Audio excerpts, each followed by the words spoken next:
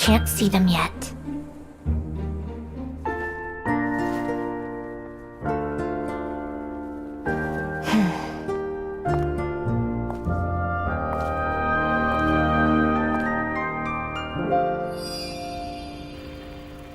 I have to resolve my own questions first.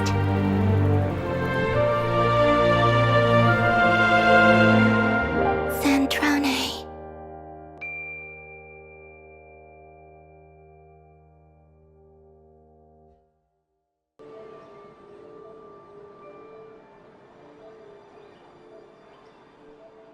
See? Told you they'd be here.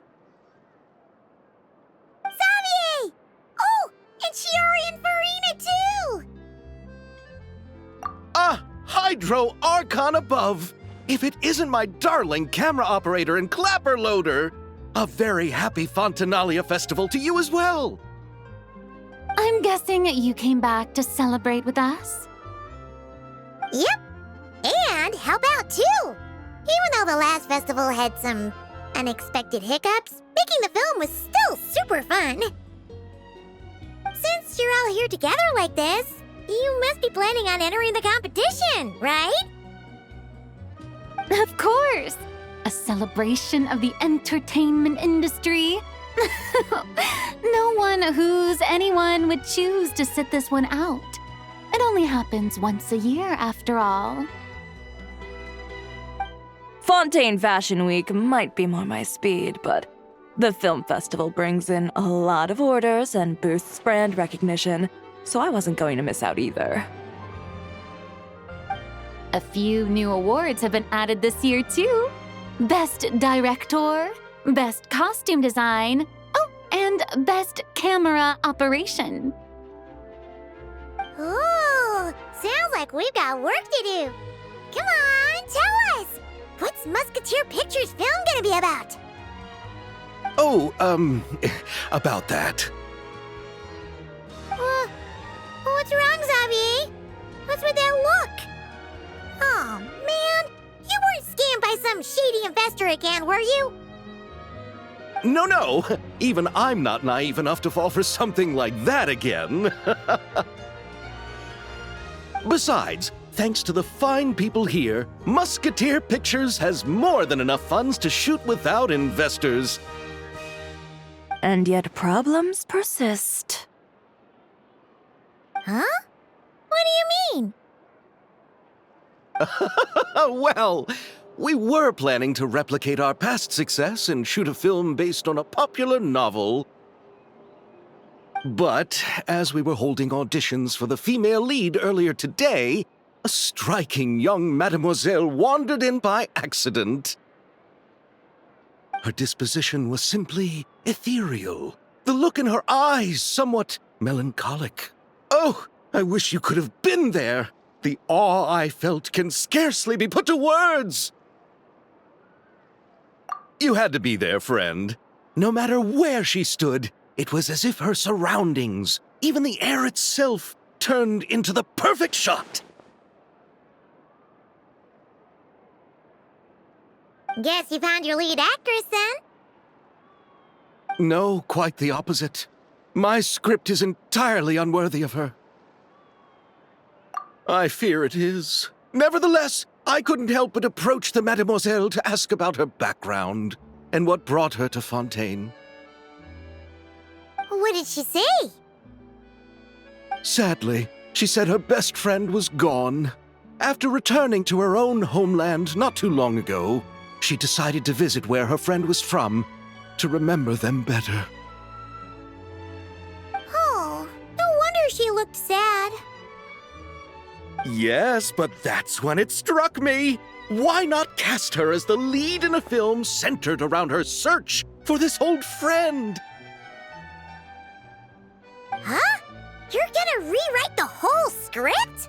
But is there even enough time? Isn't the prep work super complicated? We might not finish. Think about the difficulties we faced with the two Musketeers. We had to start from scratch back then, too.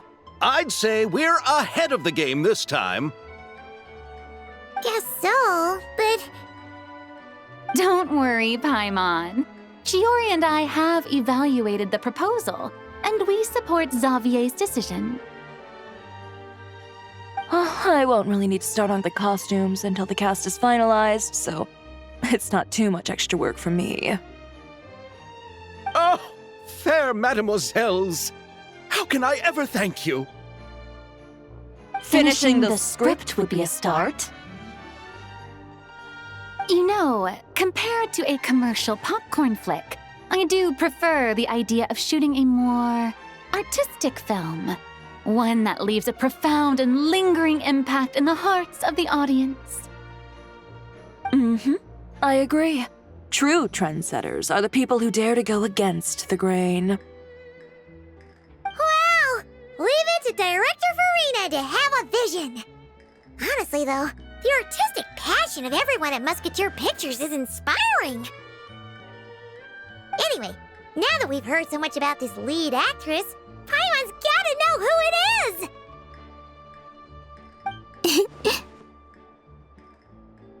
Ah! Columbina! What are you doing here? Hello.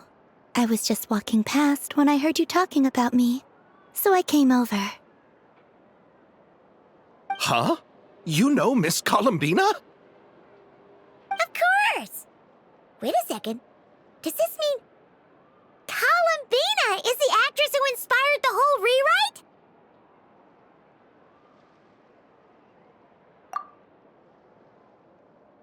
Yeah.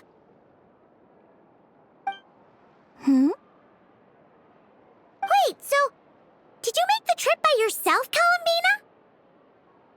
Yes. I mentioned how I wanted to visit other nations once things settled down in Notcry, remember? So I went to the curatorium to ask Never for advice. She told me about the film festival in Fontaine and said it might be fun to visit. I spoke to Lauma before I left too, and she thought it was a great idea to get out for a bit. It's just, I received quite different travel advice from the two of them. Oh? How so? Well, Lauma told me to go out and experience new things and make new friends. What a wonderful suggestion! That's how a trip should be. What about Nefer? She said, don't trust anyone and don't talk to strangers. Yep, that sounds like her. I can understand that too. It shows this Nefer cares about you a great deal, Miss Columbina. Yes, so I plan on combining their advice. All I need to do is turn strangers into friends, and then I can talk to them. Huh. That kinda makes sense, but also not. Hey, Chiori. Oh, look who's back. Happy Fontinalia Festival, you two. Oh, looks like we have a superstar in our midst. How about an autograph, Big Shot? Haha, very funny.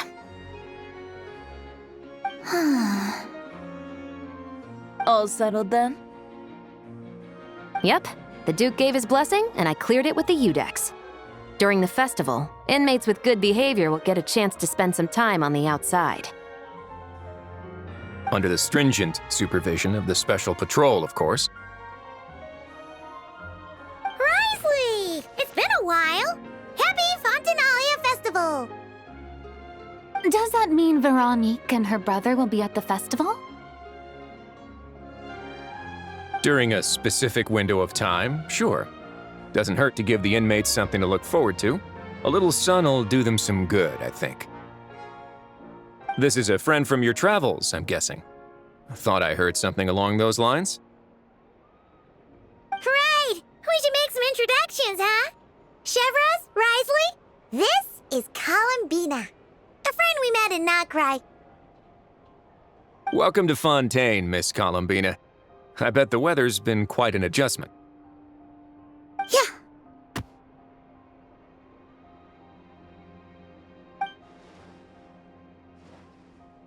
And not the good kind, I take it. No, I quite like it. It's a lot warmer than Nod Cry. Then what was the punch for?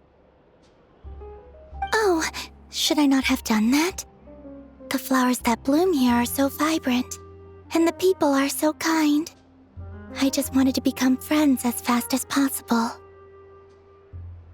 Ah, so that was meant as a gesture of friendship. Is that right, Miss Columbina? Mm-hmm. Isn't that what friends do? Right. Might have been a bit premature in this instance, though. Your friend here is quite the character.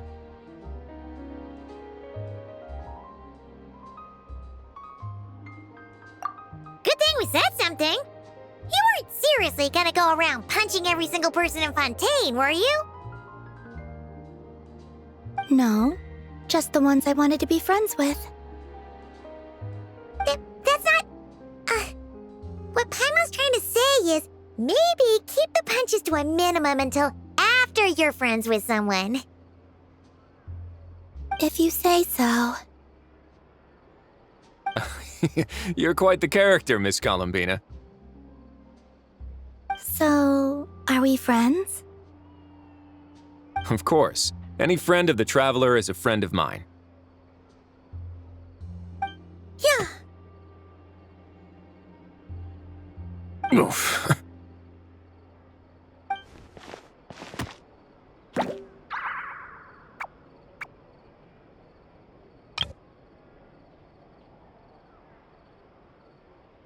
When it comes to friends, you sure know how to pick 'em. So Miss Columbina is the lead actress I've been hearing so much about. The whole thing about her aura is starting to make more sense. You gonna be part of the film this time too, Shivers? That was the plan. But now that Mr. Xavier has changed the direction, I don't think I'm in quite as many scenes. It's all for the best, though. A different crew asked me to help consult on some of their musket work. Oh, sounds like our trusty musketeer is as popular as ever. I'm just going where I'm needed. I'm more than willing to help with whatever this production needs as well. Ah, well, speaking of, would you happen to know if there are scenic locations around the court of Fontaine that other crews haven't booked? The festival's pretty popular this year, so there's not a lot left. You might just have to talk it over with the other productions and see if they'll let you squeeze in here and there. I see. Having trouble finding a filming location? Yes, we made a last-minute decision to go down a different route, so the indoor locations we reserved are no longer a good fit. And it looks like all of the best outdoor spots have been taken. You know, I might know a place. Good views, good atmosphere, and no production team has snatched it up. That sounds perfect! Where is it? You want me to reveal it just like that? Come on, let it be a surprise. As much as that sounds riveting, I think we should divide and conquer. You go do that, and Director Farina and I will take Miss Columbina around the city to discuss lighting and styling. Is that all right with you, Miss Columbina? Traveler?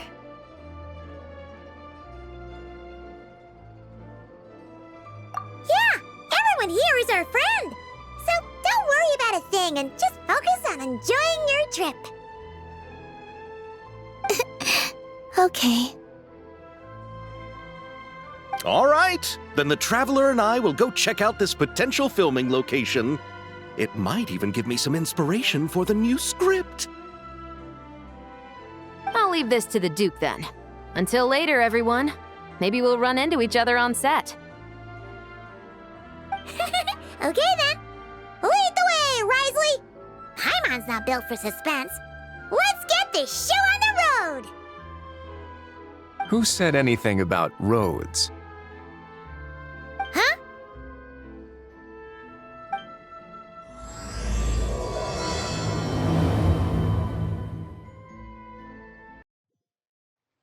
No way! You brought the winglet up to the surface?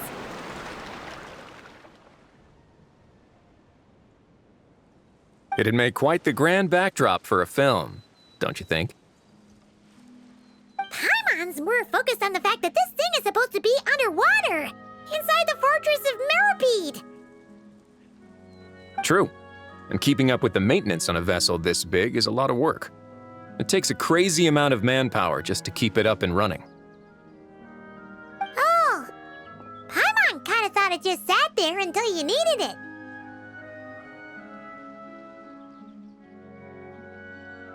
I wish it were that simple. The truth is, the maintenance costs on this thing are substantial, so we decided to rent it out during the festival to earn some extra mora. Besides, the inmates are the ones who keep it in good shape. Seeing the fruits of their labor put to use is a good form of social rehabilitation for them. Huh. You've really thought this through. What you think, Xavier? Is this a good place to shoot? Ah, I've got it! Good messieurs and mademoiselles, I've got it! Gonna take that as a yes. The beginning is the hardest part, and the opening of this film has been eluding me, but now I know just how it should start. Glad to hear it. Thanks for bringing us here, Risley. Don't thank me just yet. This isn't quite a done deal. Huh? Not a done deal as in someone already rented it out? You said no other production teams had snatched it up! This person isn't affiliated with a production team. The rental fee was high enough to scare off plenty of other film crews, but she didn't blink. Made quite the generous offer, and didn't even attempt to haggle. Do you know what she plans to use it for? I'd like to at least have a rough idea before going in to negotiate. I didn't ask for the details, but I did see what looked like a fishing permit and a business license on her desk. My guess is she's planning on using it for some kind of restaurant or aquarium. A floating restaurant is sure to attract people, but an aquarium sounds cool too. The views from the ship make it a great spot for a date. The winglet might not be under my command right now, but it's always nice to see her admired. A film is sure to drum up some good publicity as well. I do hope we can work something out with the current captain. Well, guess we should head over and talk things out then. Best of luck. Wow! The winglet seems even bigger up close. The rooms are so spacious. Wonder who rented it out. Hello? Anyone there? Perhaps the captain had business to attend to elsewhere. But why rent such a massive boat just to have it sit here, without even leaving so much as a note? Let's try again. Anyone there? Hello? Seriously? Right now? What is it gonna take to get some decent sleep around here? Is a nap too much to ask for? Sorry, the aquarium's closed for the... Huh?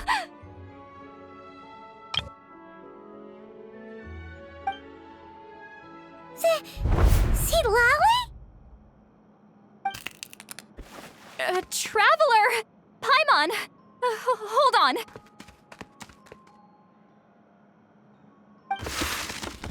Oh, this is just great! How am I gonna go out dressed like this? What happened to my regular clothes?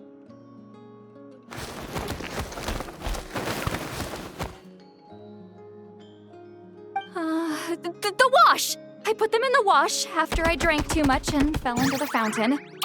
Oh, this can't be happening! Am I seriously gonna go out like this?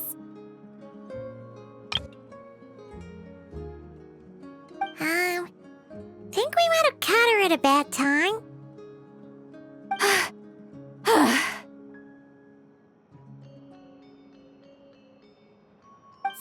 Lolly! I don't want to hear it. Hear what? A single word about what I'm wearing. No comments, none. Is that clear? Oh, yep. Crystal. Huh? You think so? No, wait, I told you not to say anything! Then what was... Oh, his thoughts. I heard his thoughts. How could I forget about that? Oh, this is so embarrassing. I seemed a little too pleased to get that compliment, didn't I? Wait, the mind reading went both ways. Does that mean the traveler's hearing all this too? Oh, you clearly did!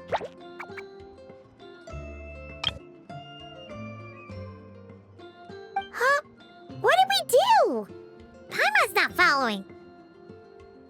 Nothing. It's nothing. Let's just move on. Did you need something? You're not here alone, I see. Hello, I'm Xavier, a film director and producer from Fontaine. I meant to introduce myself sooner, I just didn't want to, interrupt. No wonder we ran into each other in Fontaine of all places. You must also be in town for the festival then. That's right. We're helping Xavier with his film.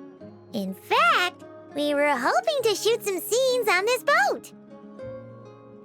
You're the one who rented it out, right, Seed Lolly? Me? Rent a boat? I wish I had that kind of spare cash floating around. Not to mention the spare time. Don't get the wrong idea, though. I'm not here to sail off into the sunset and live out some cushy retirement life, okay? I'm not that old. Then why you dress like... how did you end up staying aboard the Winglet? Well, I heard one of my favorite light novels was getting turned into a film, so I came to Fontaine to catch the premiere. Originally, I booked a room near the Opera Epiclese, but I'm quite particular about where I sleep these days. I think it's an age thing. And that bed? I just couldn't sleep in it. I tried to find a different hotel, but with the festival, everything was completely booked. Just as I was worried I'd have to sleep under a bridge or something, I happened to spot a Help Wanted sign on the side of the road. Oh, so you're here to take care of the boat? No, I was hired to man the front desk. The pay is a bit low, but food and drinks are covered. And it includes room and board during the festival. Plus, the job is simple. So I thought I'd give it a shot. Wow! They actually thought you'd be a good fit, huh? What? You don't think I'm cut out for it? All I have to do is tell people the aquarium isn't open yet. Other than that, I'm free to do whatever I want. It's a pretty sweet gig. That's all?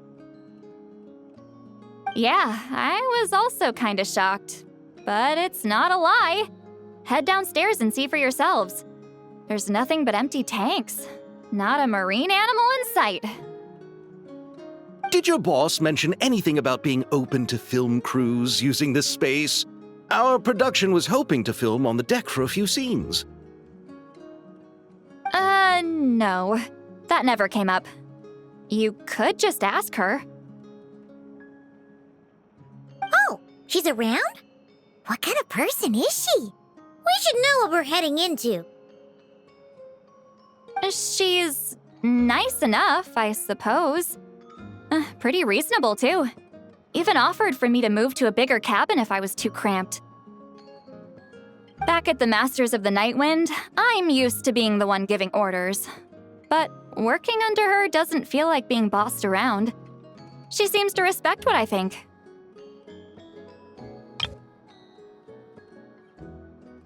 Wow, she sounds like a great boss.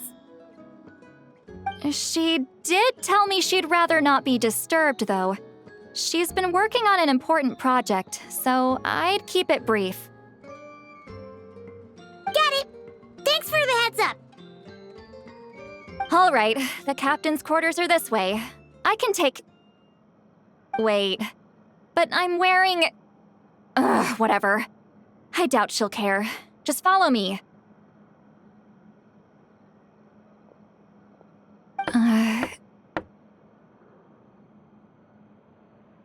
Miss Gyotan?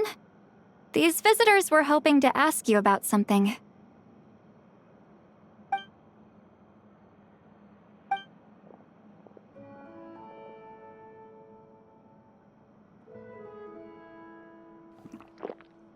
I thought I said to limit the interruptions. Just tell them the aquarium is still...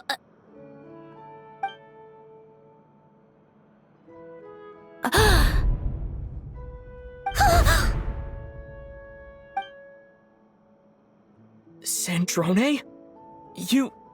You're here! Huh? You know each other? Are you okay, Sandrone? Do you still remember us? Everyone was so upset after what happened. We all missed you so much. Miss Seat Lolly, why don't you escort this gentleman to the reception area for a cup of tea? I have something to discuss with these two in private. Ah, I see. Right this way, Mr. Xavier.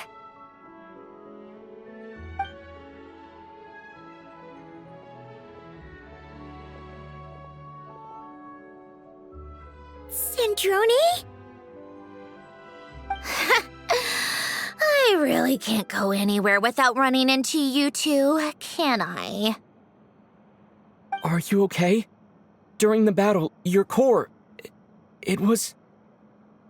Destroyed by that bastard Dottore. That's right. But as you can see, I'm fine now. No major issues. Or at least, there shouldn't be. Oh, what a relief! Oh, why didn't you tell us sooner? Or come back to see your friends? Now that I have the chance, I just want to say... Thank you for saving me. Huh? Don't get the wrong idea. I only saved you so we could complete that formula and defeat Dottore once and for all. Even if he did crawl back from the grave to make us all miserable again. That doesn't matter. You're still a hero. All right. But it wasn't just me. All I did was lend my brilliant mind to the cause and take care of one part of the plan. Although, I'm not denying it would have fallen apart without me. You got that right. You're amazing. But how did you go from From a lifeless pile of scrap to looking like this? Well, my mom was trying to put it a bit more gently, but yeah. Where do I even start?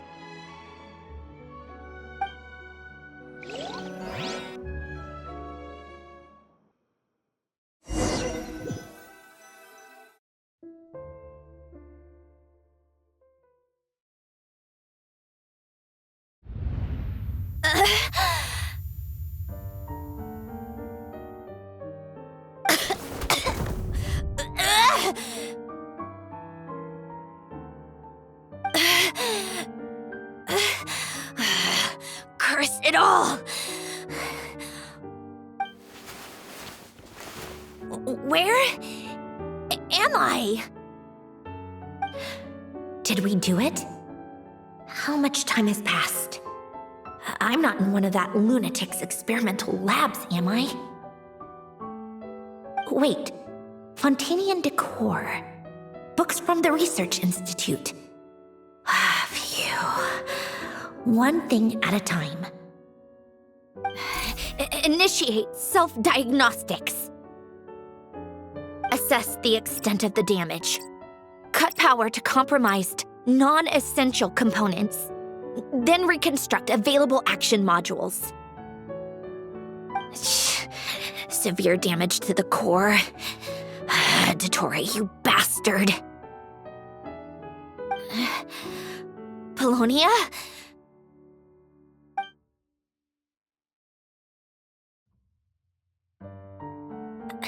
Polonia, wake up! Activate!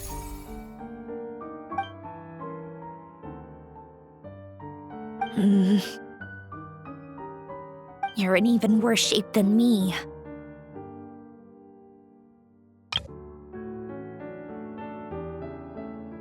Internal gears and energy circuits are barely intact. Extreme damage to the core, just like me. Rebooting is off the table.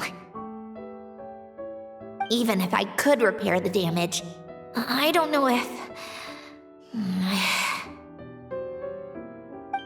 You used up all your critical energy in those final moments, didn't you? To protect the core of that guy in the hat, and the numerological array. Wait, the array. Yes! The prototype is still here. But can I even run it in this state? Whatever. I have to try. I just need to confirm one thing. Activate the numerological array. Connect the computing core to my body.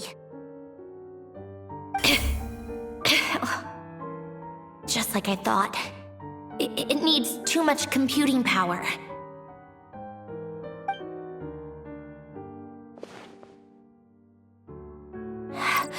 Cut off power supply to all functions except the thinking module.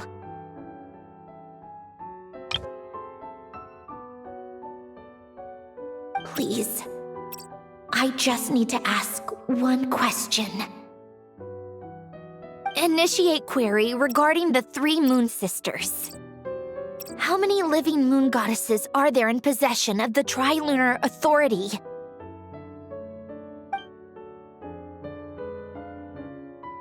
One. It worked.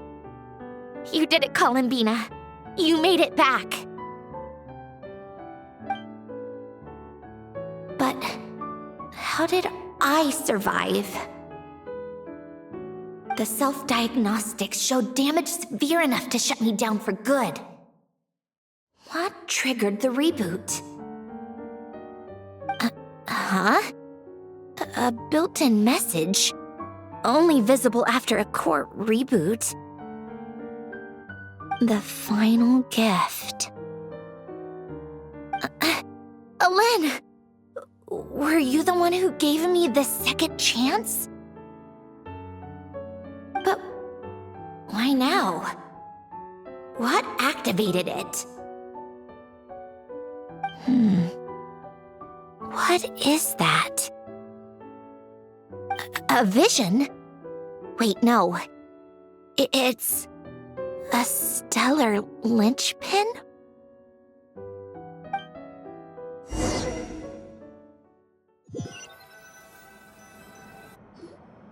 A stellar linchpin? What's that? You can think of it as a rare kind of vision. As for what causes one to manifest, well, that's still unknown.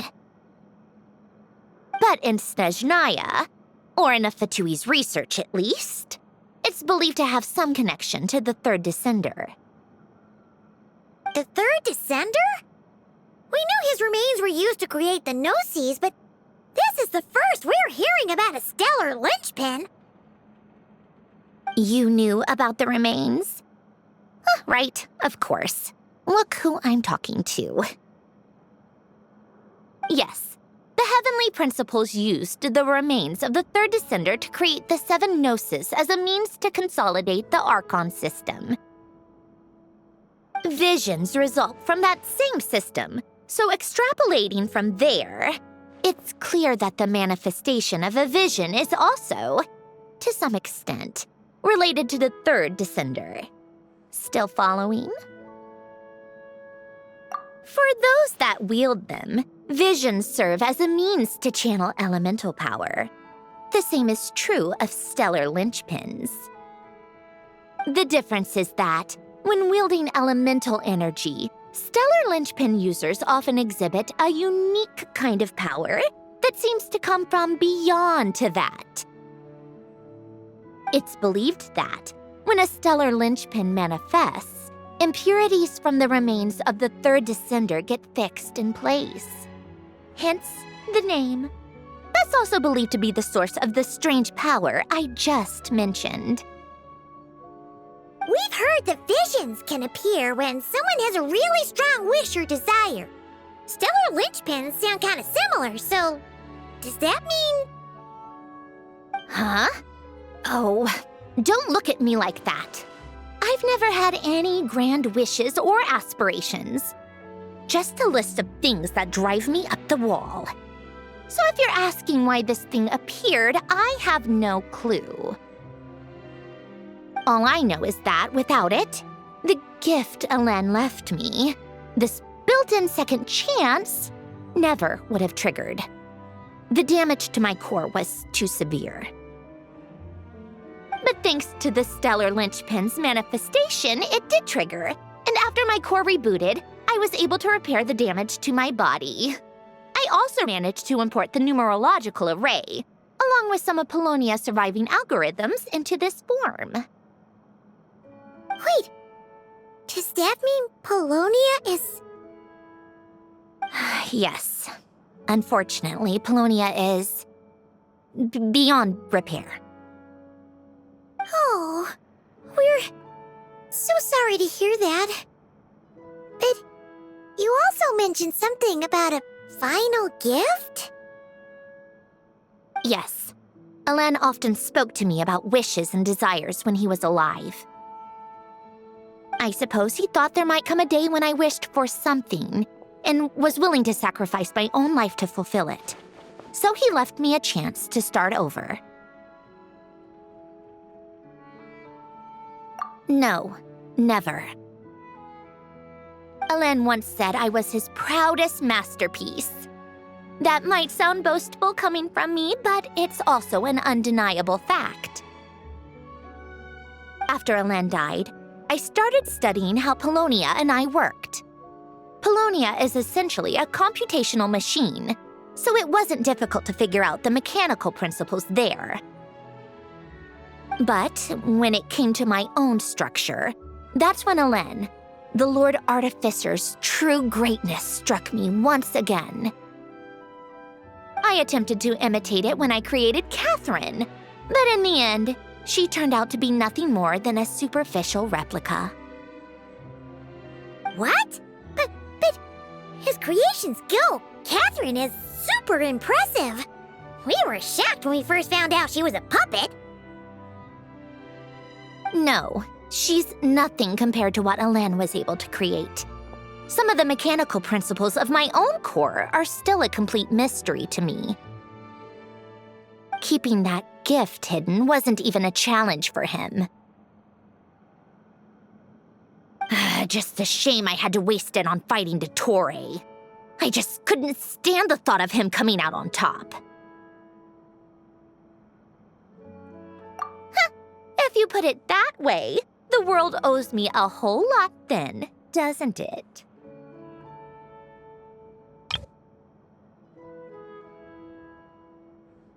Wait, but all this still doesn't explain what you're doing here. said you rented the ship and even had some kind of fishing permit? That's because I'm trying to go back to the place Alen and I lived when he was alive. My former home, I suppose you could say. The second chance wasn't the only part of the gift. According to the message, Alen left me a few other things that are stored in the house we shared together. I'm hoping that whatever he left me can help fix certain anomalies in my rebooted core, and help me understand why I received a stellar linchpin in the first place. Okay, so go back then. What does that have to do with fishing? And to think I'm talking to the saviors of Fontaine. Did you forget that the water levels have been rising for centuries? I can't just go back to the place I used to live because now it's underwater. Oh, right. With the rising water levels and changes in terrain, it's not just a matter of finding where it is, but also clearing away any sediment or debris. But Fontaine law prohibits unauthorized individuals and organizations from excavating underwater ruins. A Melazine caught me the minute I even made an attempt. Why not apply for authorization then? And face the endless slog of Fontainian bureaucracy. No thanks. Besides, I'm a Fatui harbinger. The diplomatic implications alone would be enough to give the gestionnaires at the Palais Mermonia a headache. A fishing permit, on the other hand, isn't difficult to obtain at all. Minimal paperwork required, and under the name Guillotin, the application was a cinch. So you're exploiting a legal loophole? Am I? That underwater home belongs to me. If I happen to chance upon it while doing some fishing, what's the issue with that? Of course, I do have to catch some fish to put in the aquarium, just in case the gestionnaires come to check up on things. That's also the reason I hired someone to man the front desk. Huh? But isn't that kind of a waste? He went to all the trouble of getting a business license and rented out this giant ship, just for show? If you want to run an aquarium that bad, be my guest. Use the facilities however you want. I'm certainly not going to stop you. All I want is to go back home and see what other gifts Alen wanted me to inherit. Hold on. Enough about me. What are you two even doing here?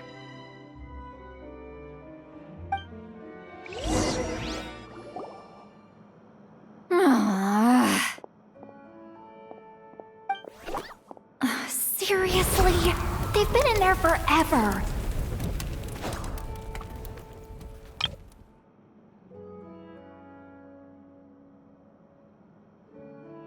The reaction when they saw each other was strange, to say the least. They're lucky I was nice enough to leave the room and give them some space. Back in the Masters of the Nightwind, I'm the one who gets to kick people out.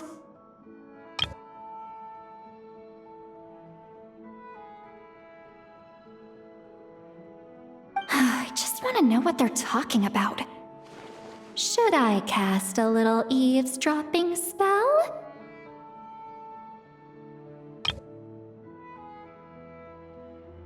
No, what am I thinking? I'm Granny Eastley, the great shaman of the Masters of the Nightwind. I can't do something like that. This is just ridiculous. Making me wait out here for so long? Where's their respect for their elders?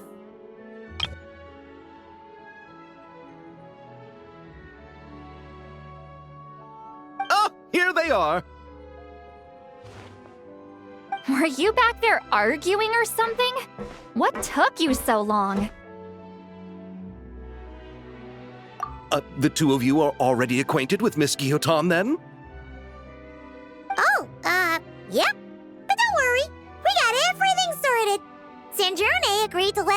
the ship, but it has to be when she's not here. When she's not here? That's right.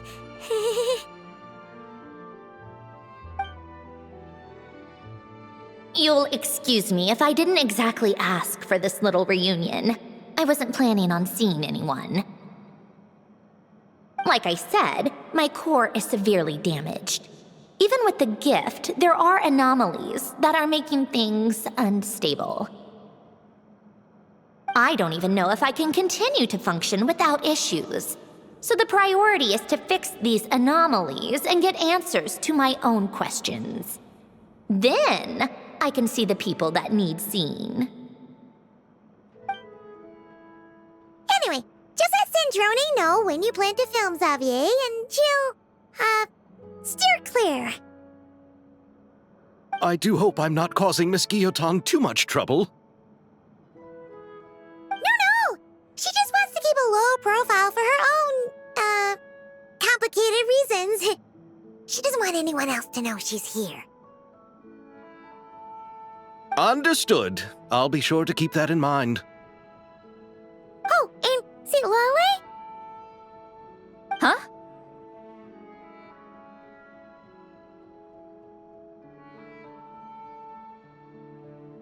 You mean Miss Guillotin? What does she want? Oh, please don't let it be about the pajamas.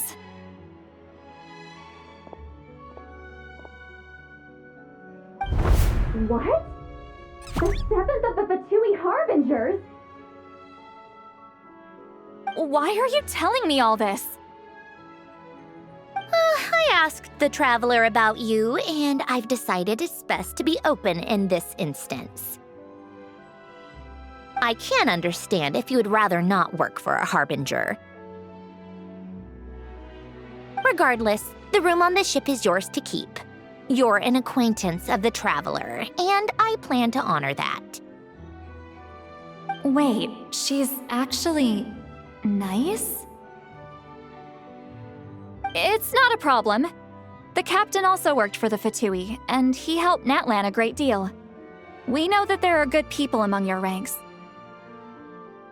Besides, I've been around long enough to know what it means to earn one's keep. This isn't Natlan, and I don't expect special treatment. Besides, sitting at a desk isn't exactly back-breaking work. I appreciate that perspective, great shaman. Seat Lolly. Just call me Seat Lolly. That title makes me sound so... old. Well, Seat Lolly, the traveler and I are looking for something, so we'll be heading underwater together soon. I'll leave the ship in your care while we're gone.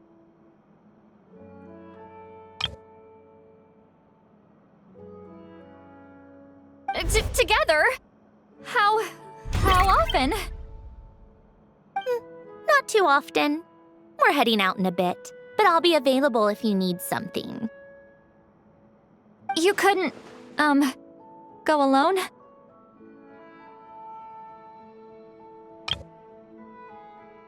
I wanted to, but he was concerned about my physical well-being, so he offered to come with.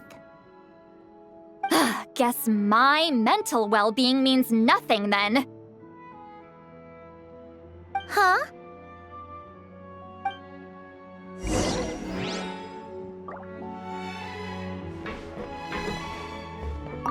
Miss Guillotin is so generous. We talked it over, and she agreed to let our crew come over and do some test shots while you two are out.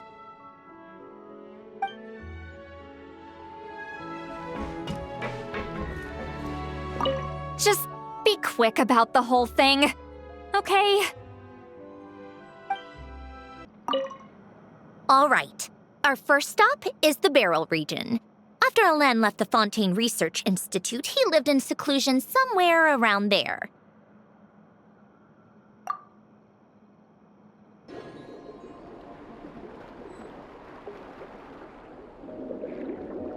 Huh. This place has changed a lot. Guess I really have been gone for a long time.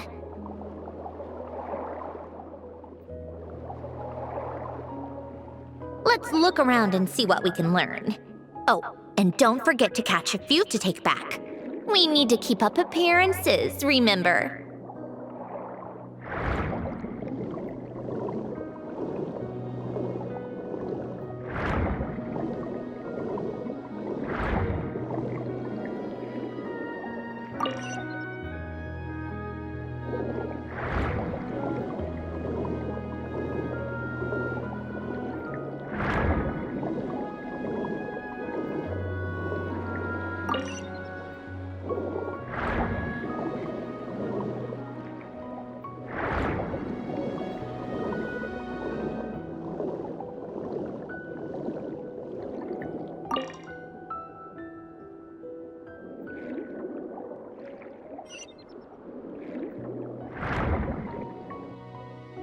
Poisson isn't too far from here, right?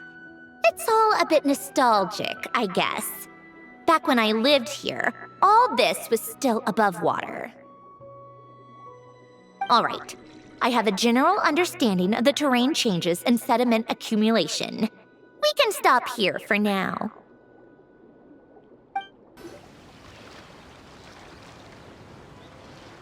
That went smoother than expected. I appreciate the help. No problem. You doing okay though, Sandrone? Seeing your home look nothing like you remember, that can't be easy. I'm fine. Times change. People change. That's the one thing you can actually count on. I made peace with that a long time ago.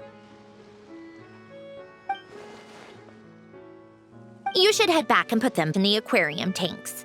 We finished ahead of schedule, so your crew is probably still on the ship. I'll follow in a bit. Right. Xavier said he was gonna test out a couple of shots. I'm sure. I want to take another look around on my own.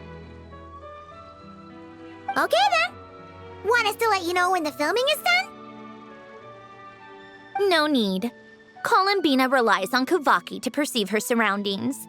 In Nodcry, her senses are heightened because Kuvaki is everywhere.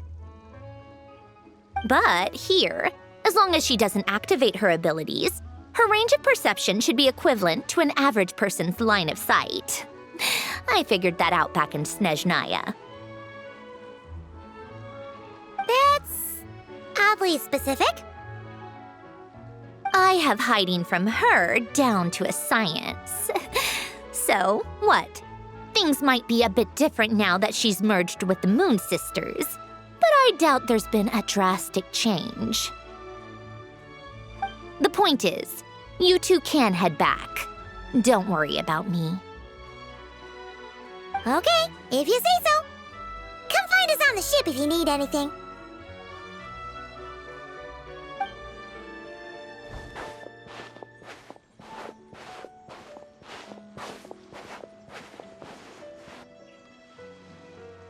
What did you leave for me, Hélène?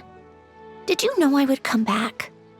Or did you make it so I would have to?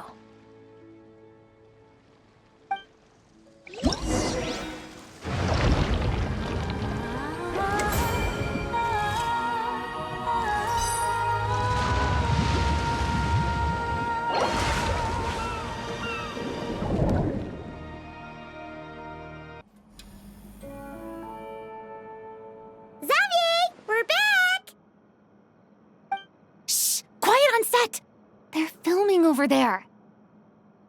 Oops, sorry.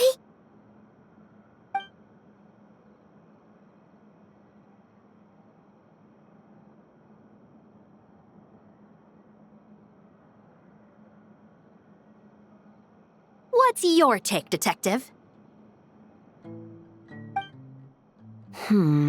Bullet wound to the chest, gunpowder residue on the clothes. The victim must have been shot at close range. You think it was someone they knew? Yes. It's possible the suspect arranged for them to meet at this very spot. A reasonable deduction. But you're overlooking a crucial clue. What? The victim's pocket watch is missing.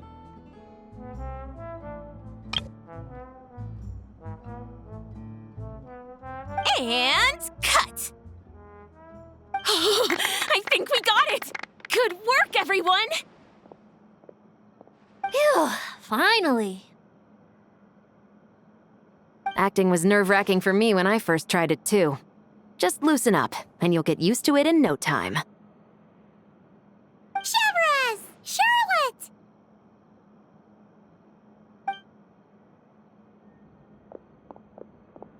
Oh, hello there, you two! You're filming here too? Oh, so Charlotte's crew must have been the one that asked you to help out, huh, Chevres? Yep, they heard about a potential filming location and wanted to come check it out. But when we got here, your crew had already beaten us to it. Luckily, Xavier and our director, Lapine Pauline, go way back. In the end, we agreed to just share each other's filming locations. Considering all the last-minute changes, that's just what Musketeer Pictures needed. For sure! Based off the scene just now, you must be the star of the film, Charlotte! You bet! This detective costume really suits me, don't you think? Oh, for sure. You're already right at home lurking in the shadows taking pictures of this and that. Add a notepad and you're practically method. Thanks, Miss Chiori. I appreciate the compliment. That didn't sound much like a compliment to Paimon. So this is a film set? It looks like a very happy place. This must all be quite new to you, Miss Columbina. Yes. I watched a few films with a friend once, but she thought there was no point if I wouldn't open my eyes, so she stopped inviting me. Looks like I missed out on a lot. True, but being an actor seems like a tough job.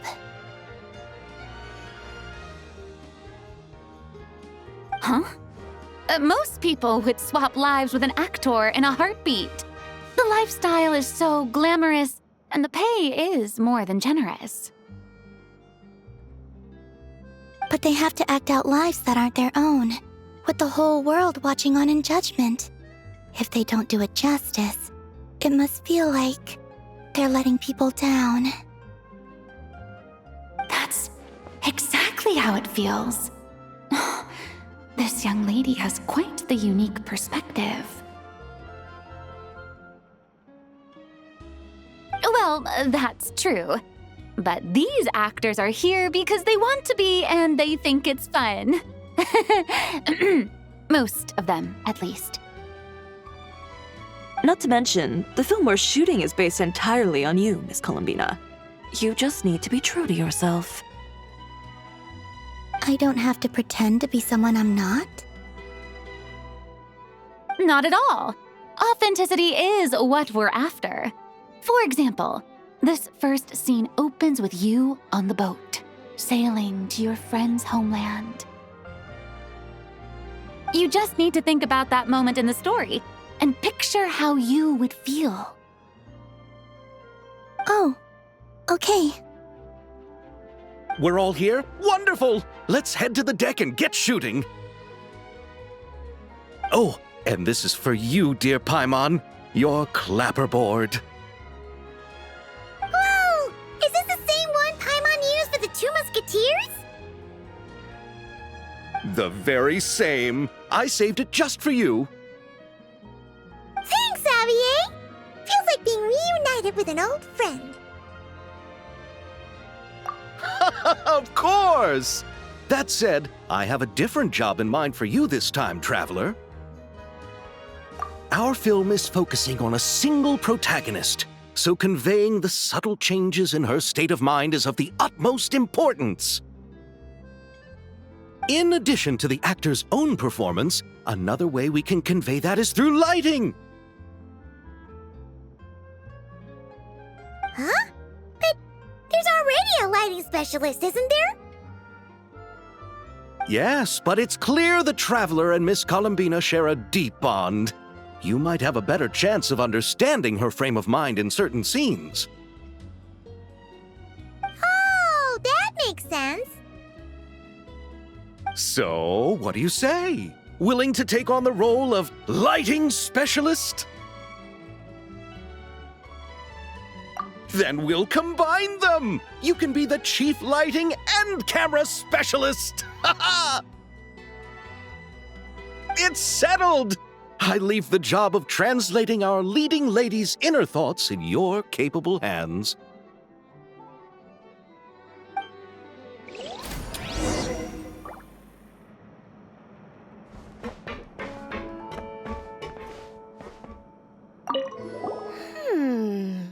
Seeing all the sets in place, things are looking even better than I expected.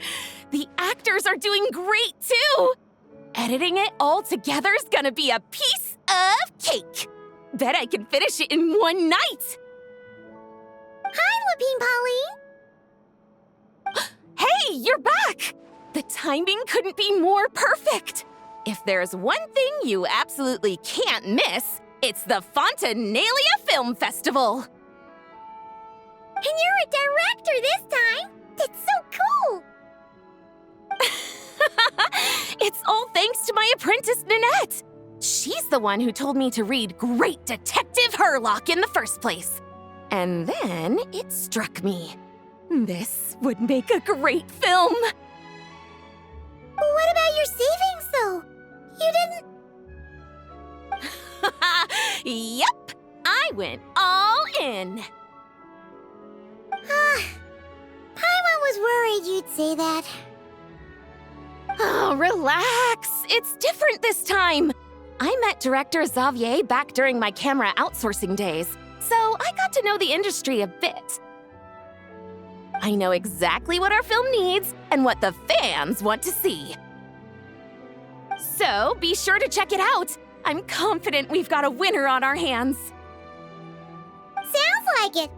But we've got some filming chops ourselves. It's definitely still anyone's game. Then may the best film win.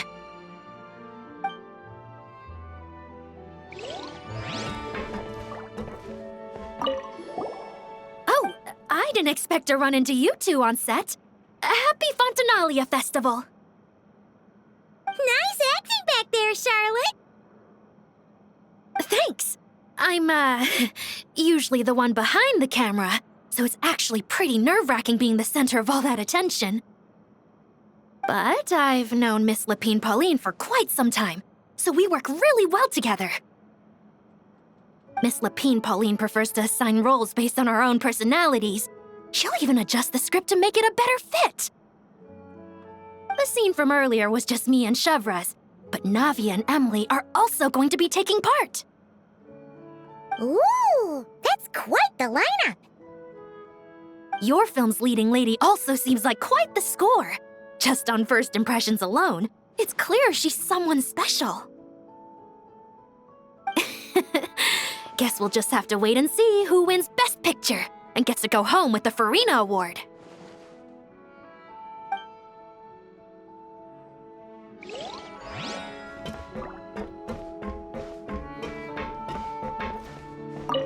I want to ask for an autograph so bad, but I can't do it dressed like this.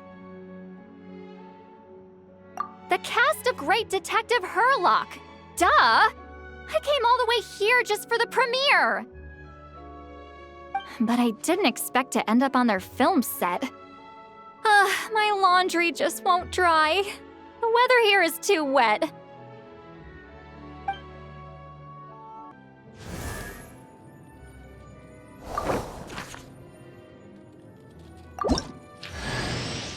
You're drunk. You have to be. Can I even wear this outside?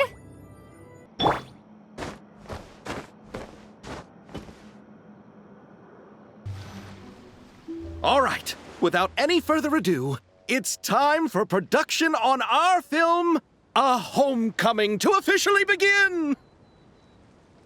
Turning it over to you once again, Director Farina. All right. Positions, everyone! Camera operator, clapper loader, get set up. Let me know when lighting is good to go.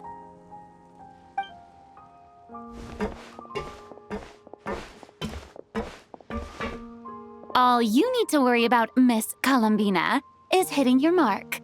Other than that, just focus on immersing yourself in the emotions of the moment.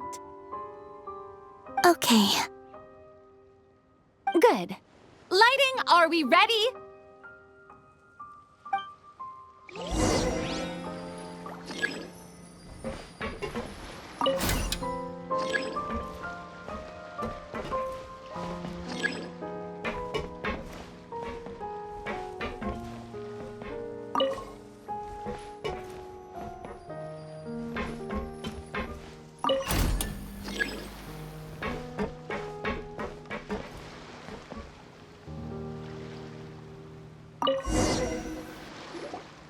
Ready. All right, quiet on set.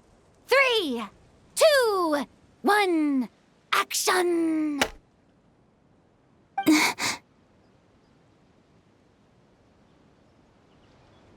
This is her homeland.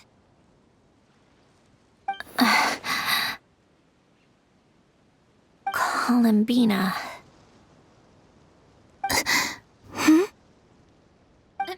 Cut! The emotions I'm looking for were definitely there. Let's just try to keep it a bit more natural. Oh, but definitely keep that gesture at the end. I loved how real it felt. You looked genuinely moved. All right, if you're ready, let's go for another take. Miss Columbina?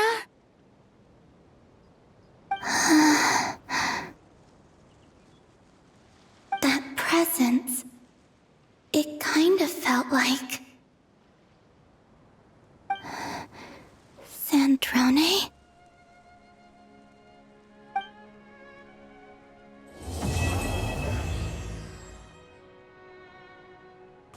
Terrific performance, Miss Columbina! Truly excellent work. Thank you, Director Farina. You really don't mind me not taking off my eye mask? Not at all. Xavier and I already talked it over. The character is based on you, so there's no need to change what you're accustomed to doing. Besides, the mask could become one of the defining traits of our film's leading lady. Just like you suggested, we'll leave the reveal to the more important moments.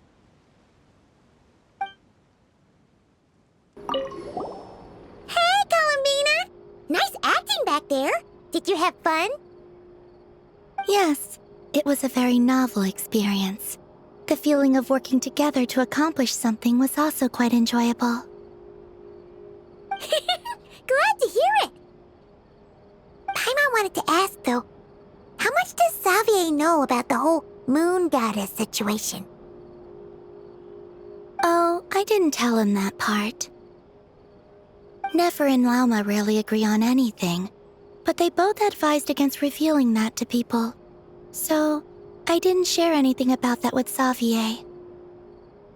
Nefer did mention that Miss Farina was once the Hydro Archon, though. Once we're done shooting, I'd like to find some time to chat with her. It seems like we might have a lot in common.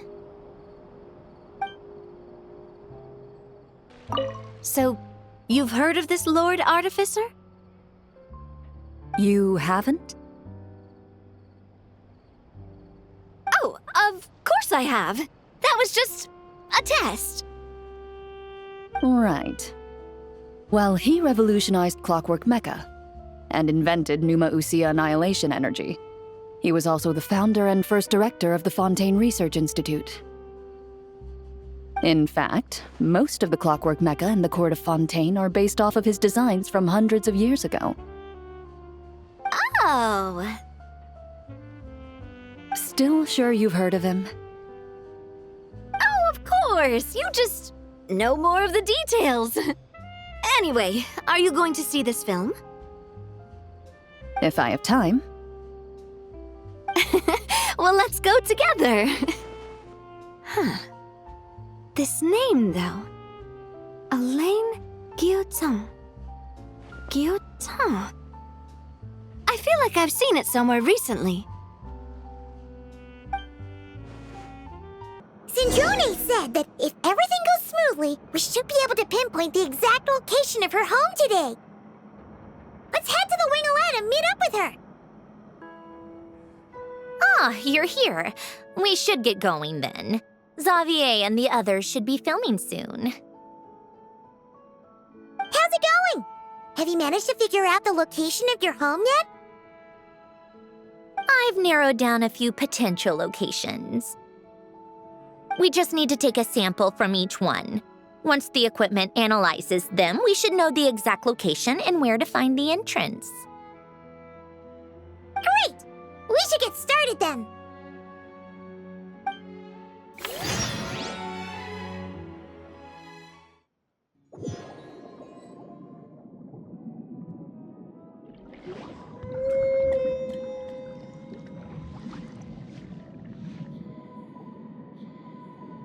All right, let's get a move on. That should do it. Let's head back. The filming should be just about done. We made good time. We might even know the location by the end of the day. You sound pretty happy about that. Do I? I suppose I've just had enough of these anomalies I've been dealing with. The sooner I can fix them, the better. Anyway, enough chit-chat. We have work to do. Oh, but let's head in through the side door. I don't want to run into the crew on the deck.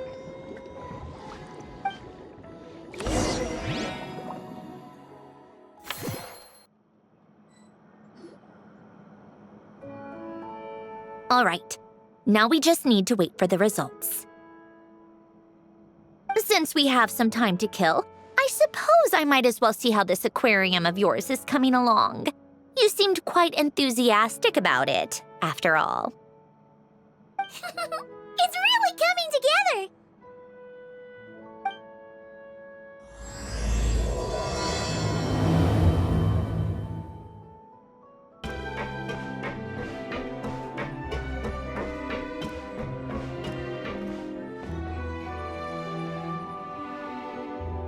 Oh, kind of impressive, actually. These must be the ones we caught the first time we went underwater. Like it? It's fine, I guess. Nothing special. Come on! It sounded like you really liked it just now. You're that proud of it? Is this a sense of accomplishment or something? Well, yeah. And it's pretty. You know it's gonna be gone soon, though, right? What do you mean? After the festival, this ship will be returned to the fortress of Meropide, and this aquarium will be no more. So? So, no matter how much work you put into this place, once the festival is over, it's all just going to disappear. But not making the most of it when we have the chance is an even bigger waste. But if you know it's all going to be gone one day, why even bother? Well, Because you still get to keep the things you gain along the way. And those are things that can never be replaced. Doesn't that make losing them even harder? Well, if you put it like that. But the happy memories we make along the way last forever.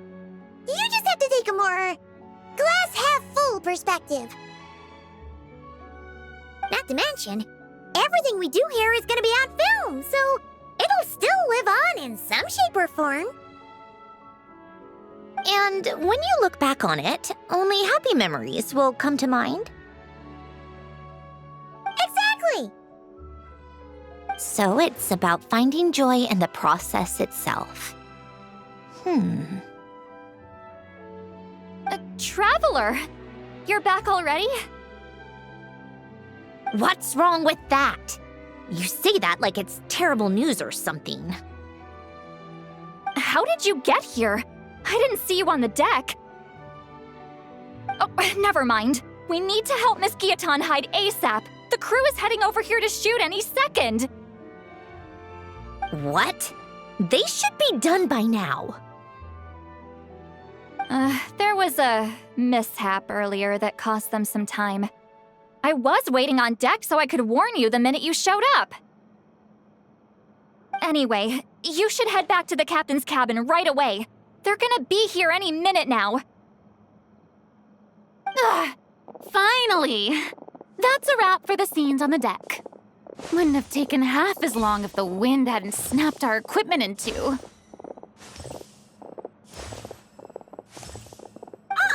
Too late! Change of plans then. You'll just have to hide. Hide? And where exactly am I supposed to do that? Oh, there's a box over there! You can get in that! Huh? You expect me to? Do I need my makeup done for the next scene too?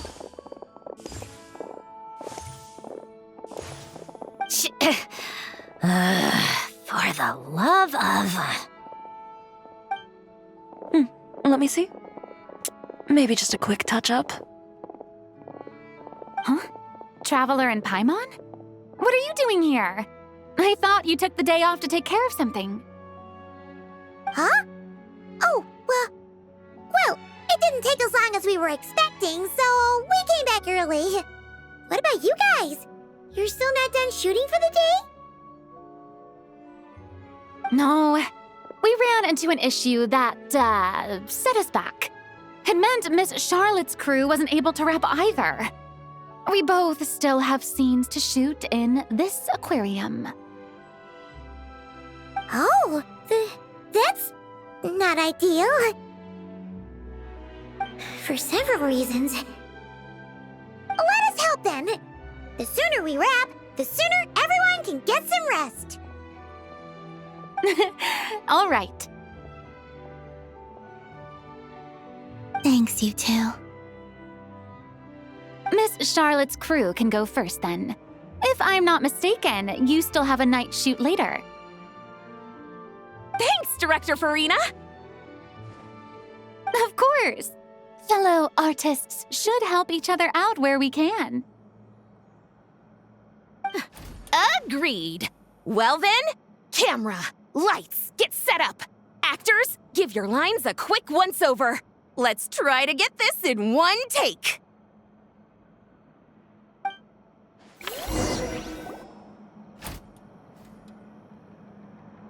All right, places, everyone!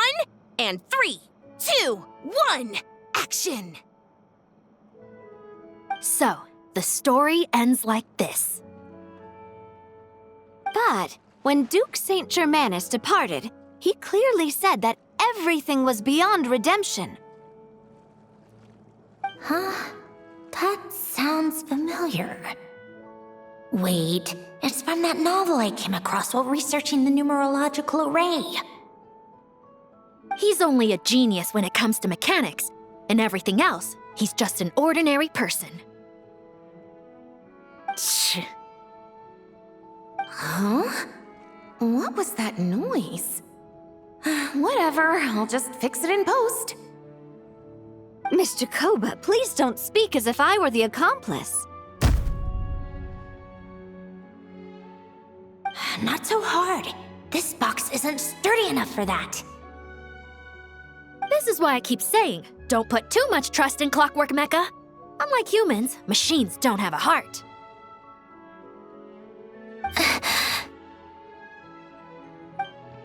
A heart? That's right.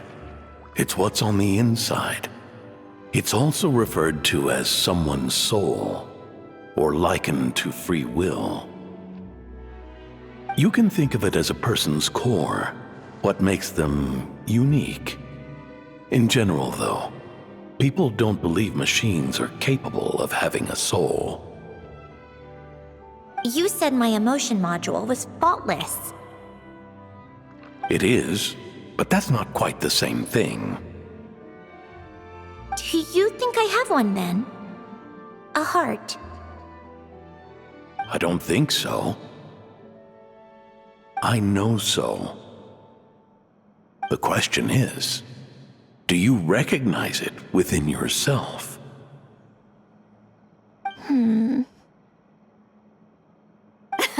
That's where you're wrong. I can't believe this. Forcing me to hide in a box and listen to this drivel. Me. In the end, clocks tick through tranquil years. Fish swim in crystalline springs. No matter how grand a dream is, it will fade away like this. Forlorn, wordless, silent. And cut. Whew, that was a long one. What did you think?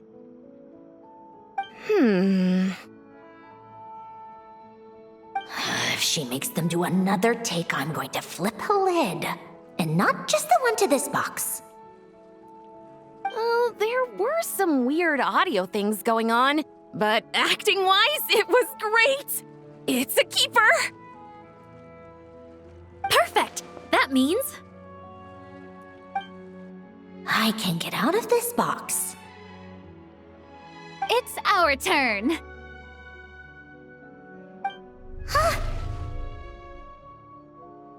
Camera operator, set up for the next scene.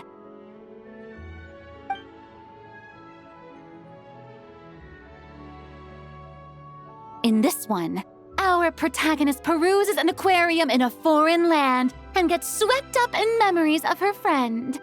So, in terms of lighting, that's the vibe we're going for. Got that?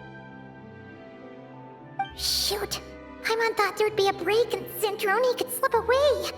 What are we gonna do now?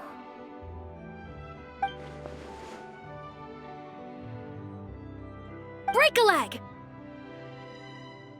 Yep, we're headed off to shoot our next scene.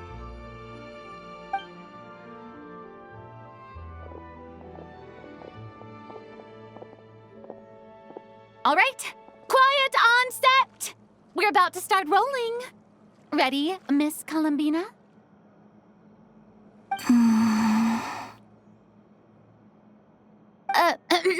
Miss Columbina? I think she would like this. Quick, we should roll on this. It doesn't forage with the others, or prey upon its smaller kin. Instead, it remains where it is, cradled in the coral's quiet beauty, as though the raging cyclones above are of no consequence.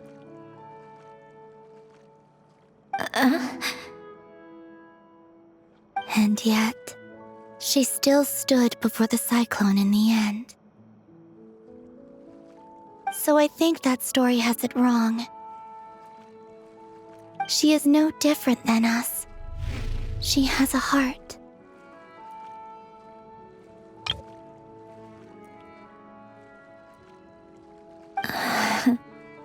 Columbina.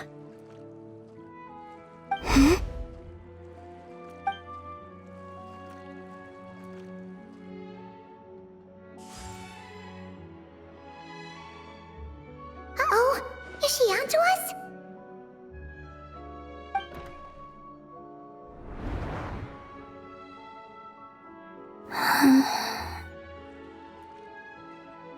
What is she doing? Cut! You okay, Columbina?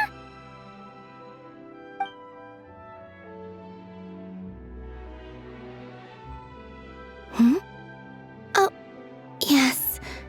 I just thought... Why don't we take a short break? It's been a long day of shooting so far. That last take was beautifully organic, though. We can use it as is. No need to go again. Thanks, Director Farina. But I'm fine to continue. You're sure? In that case, let's shoot some quick B-roll. Then we can move to our next outdoor scene.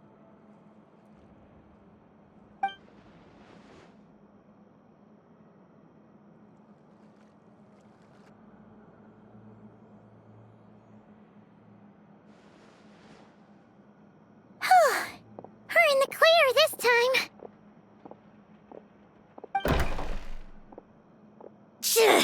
Ugh!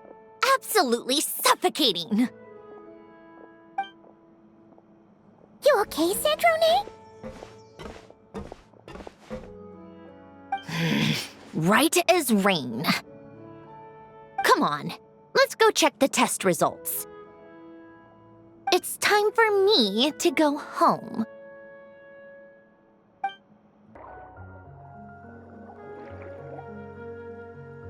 All right, it should be around here. Give me some space. I'll activate the water insulating mechanism.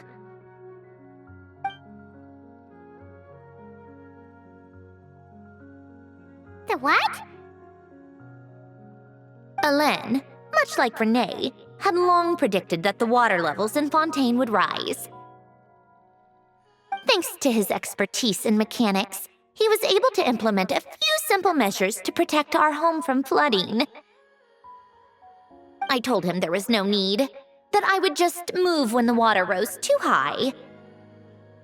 But it would seem he knew a day like this would come.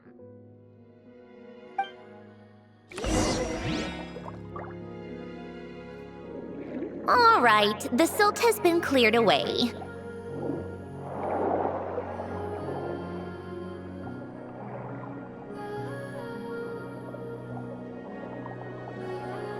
Go activate the mechanism for the first sluice gate. That will fill the empty middle chamber with water.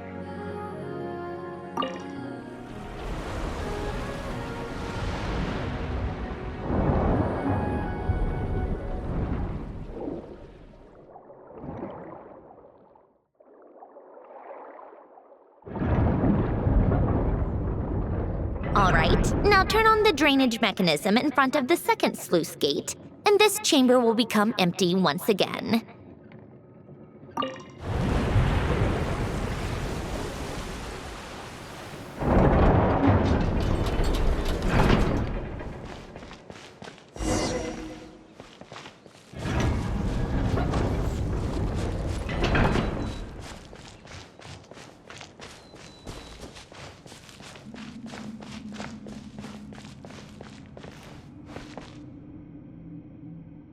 So, this is where you used to live? It's beautiful! There's even a garden! Back when I lived here, it was my job to tend to the potted plants and flower beds. Still growing strong even after all this time. Who would have thought? If the weather was nice, I would take Alen out in his wheelchair and we would go for a walk. Before long, we started bringing Polonia along too. Come to think of it, I was the only one who could get around easily back then. Polonia always got stuck at some point, and it was up to me to launch a rescue mission. Happy? I suppose they were. Uneventful, but pleasant. Repetitive, but peaceful. It was like living in a world where time didn't exist. Of course, that was all just an illusion. Death still awaits all of us at the end. Oh. All right, enough standing around. Let's head inside.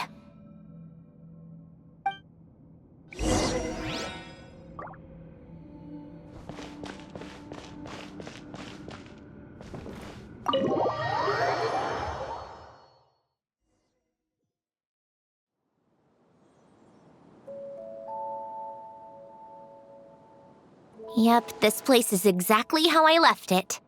Nothing has changed. What is it? Huh? How did you get... Oh, Arlecchino gave it to you, didn't she? And you... read the whole thing. Just so you know, a lot of that was written a long time ago. At that very desk, to be exact. Anyway, since you've already read it, you should just hold on to it. I can always start a new one. Well, feel free to look around. I'm going to start looking for the gift Alen mentioned. Oh, but be careful with the stuff around here. I'm not saying you can't touch anything. Just try not to choke on the dust.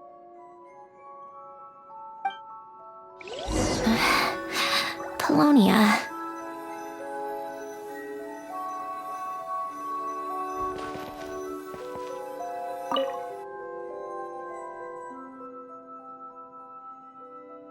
Oh, these are some of Alen's drafts from his later years. Just casual doodles, really. And these are just some unimportant letters. I couldn't be bothered to sort through them before I left.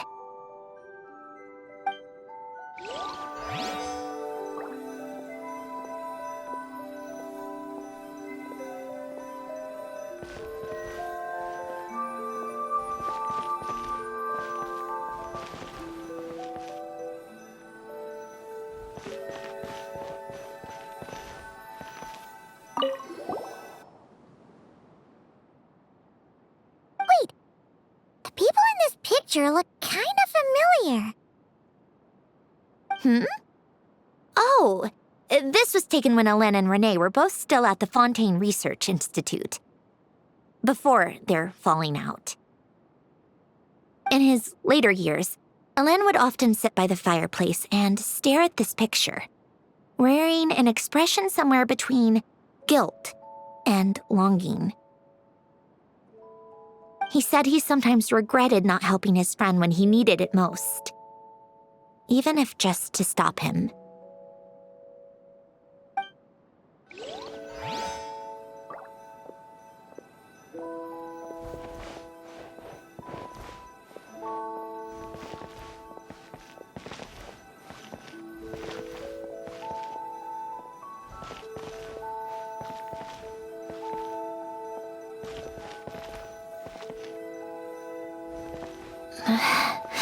Polonia.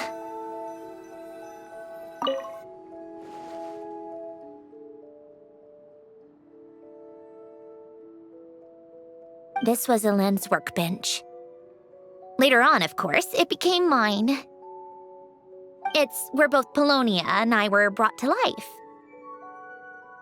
Before Alen was bedbound, this is where he would teach me about mechanics.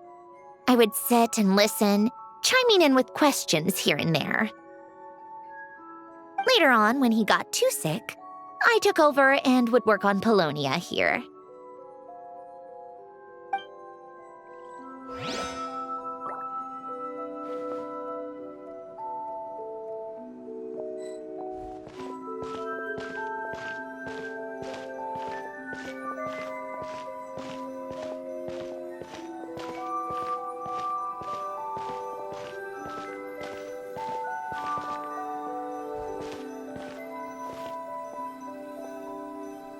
Old notes.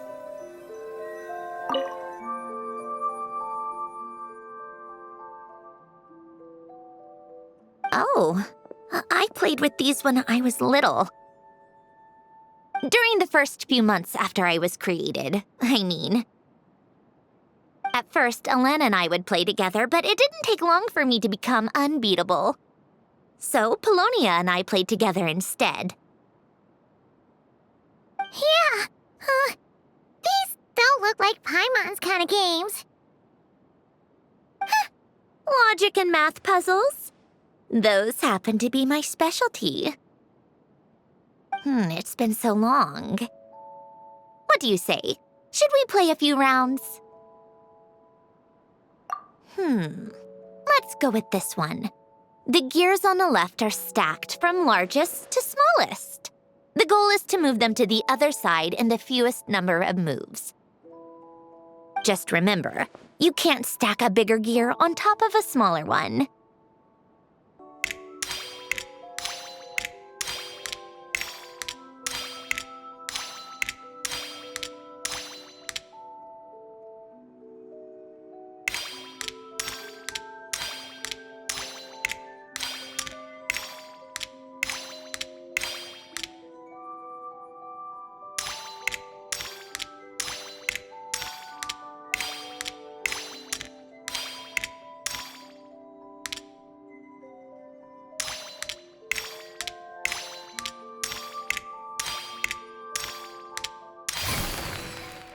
You managed to do it the fewest moves possible?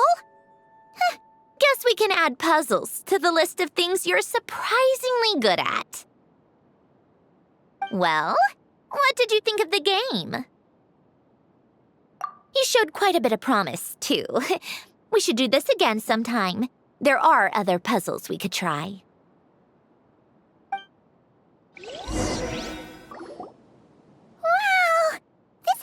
Filled with so many memories! It's so cozy and charming! You should have seen it in its prime, when people actually lived here. A lit fireplace, a steaming cup of coffee. That's the real deal. You know, we also used to have a mechanical piano that Alen built. Chic! Alen never played it much. He probably wasn't able to at that point. But I managed to teach myself. Music theory is essentially math after all. Once you learn the patterns, it's not really that difficult. I loved perusing Alen's collection of classical music. The chords and harmonies felt like individual mathematical puzzles. It was fascinating, so I did some composing as well. But as Alen continued to deteriorate, even the sound of music began to grate on his nerves. So I got rid of the piano. Aww. Back then, I assumed a piano was like an ordinary clothing rack, commonplace in every home and easily replaceable. It was only after I left that I realized how hard a good piano is to find. Enough about that. Alen's gift should be just in here. The only things undisturbed before I left were a few of his personal belongings.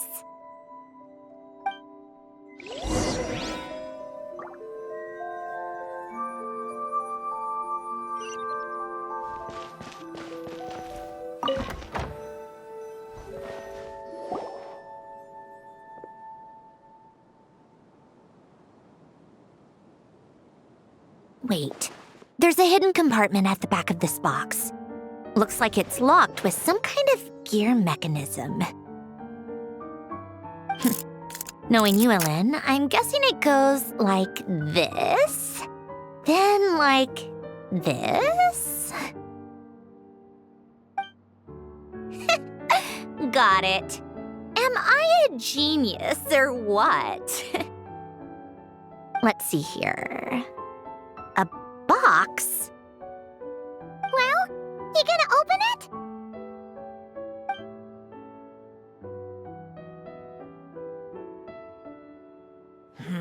It's heavier than I was expecting. Just how much stuff is in here?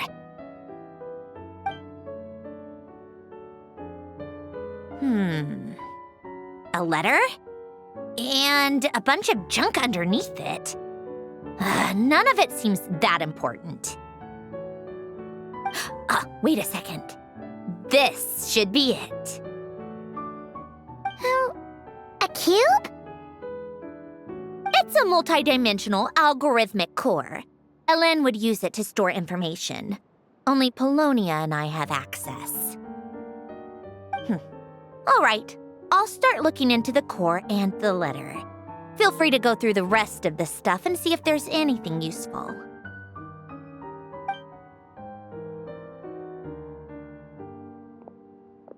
Okay.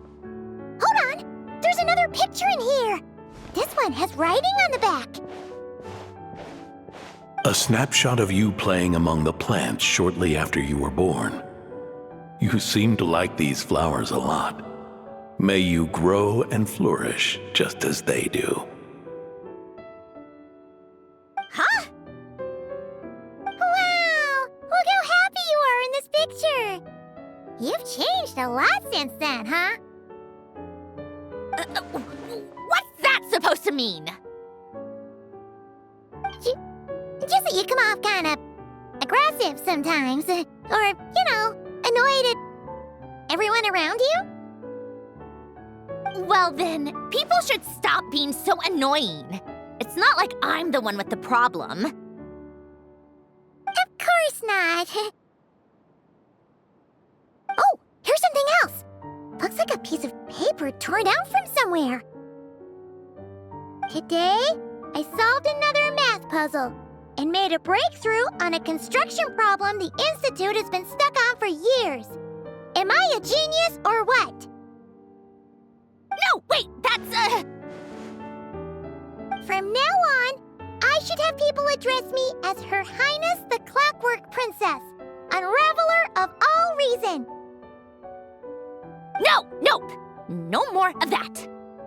I thought I tore this page out. You wrote this? Then how did it get... Wait, there's more writing at the bottom.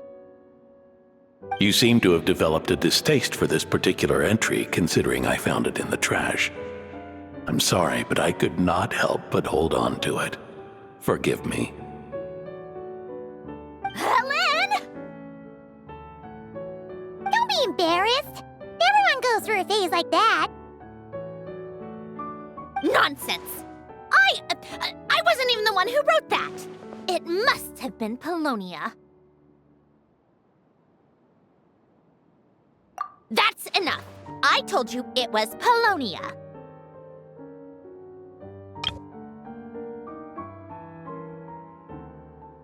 You know what? We're done with this. No more rifling around in the box. Just put it down and let me read the letter.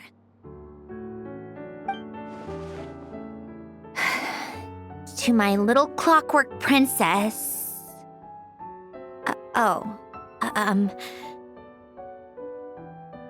Not another word. Got that? If you're reading this. You've most likely received the gift I left for you. I just hope you didn't stumble across all this while cleaning out my effects or something trivial like that. I once asked if there was something you wished for. Do you remember that? I wonder if time has changed your answer. Regardless, I have another gift. A formula that will allow you to come face to face with the anomaly inside of you. If you even still call her that. Why this gift? To understand that, allow me to wax poetic on the soul once again. I would ask you to stick with me until the end, but I know you will. You always have. I believe a person should be born twice over in their lifetime. First, there's the birth that grants us life. Then, the birth of the soul. It's a matter of transforming the life bestowed upon us into the life we choose for ourselves. And to do that, we must look inward. We must make a conscious choice to define the meaning of our life instead of allowing the happenstance of our existence to pass us by. This is the process of recognizing the soul that lives within us. You are my proudest masterpiece. I told you that long ago. But to me, you have never been a creation or a machine. To me, you're just like the rest of us. You have a heart. In fact, some theories think of the human brain as nothing more than a machine, and thought the product of its computations. So you see, perhaps we're not so different after all. Your inner machinery is just far more advanced than most. No matter how one looks at it, the heart is a complex thing, a place where logic and reason collide with our emotions.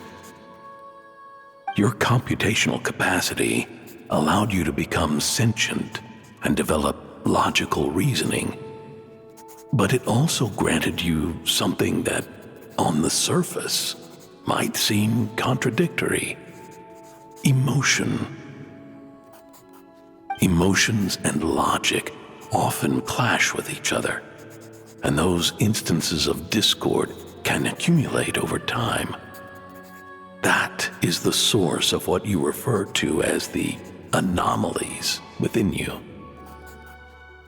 As you told me once, you've always known what you don't want, yet you've never wished for anything in particular. Similar to how a blind person can feel when a part of their body is in pain without being able to fully visualize its form, such is your relationship with your soul. So, what I leave you now is this: a formula that will allow you to see the shape of your soul. For if you want to protect your heart, you must first be able to recognize it within yourself. Of course. Whether you use it is entirely up to you. You are, and always have been, free to do as you wish.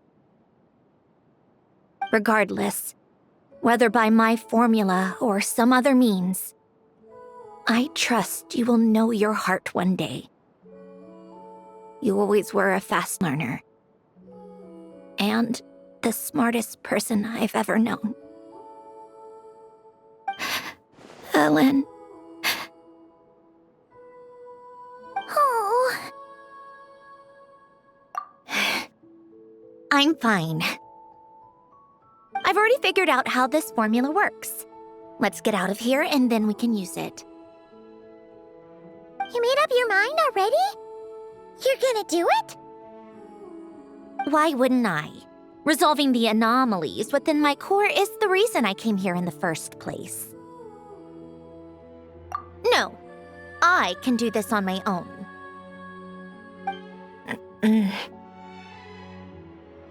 But, do you want to watch? What do you mean? I already know what anomaly I need to resolve. Like Alen said, she's an amalgamation of all the times my logic algorithms have clashed with my emotions. And by resolve, you mean that literally, or...? Yes. But if you, let us in like that, wouldn't that mean letting us see a bunch of your, inner thoughts and secrets? If what Alen said is true, then I'm about to be... born anew, or whatever. This is your chance to be lucky enough to witness it. Besides, you already read my whole diary. When it comes to keeping my innermost thoughts to myself, well, I think that ship has sailed. You're really sure about this? How many times do I have to say it? I finally let you in as, friends, and you want to question it. I'm not gonna offer a second time. Enough with the mushy stuff. Just follow me.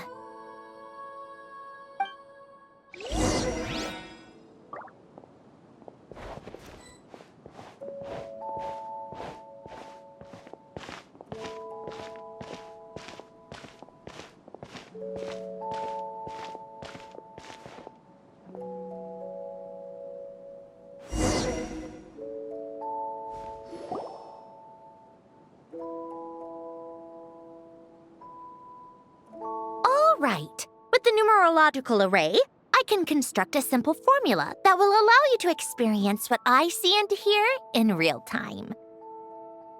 Oh, just like St. Lolly's scent-sharing technique. Been there, done that. Huh! Sounds like that shaman has some tricks up her sleeve.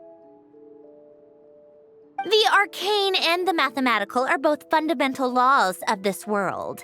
Being able to achieve a similar result through both isn't surprising. Anyway, let's get this show on the road. But no comments from the peanut gallery, okay? I know I offered, but I still don't want any interruptions.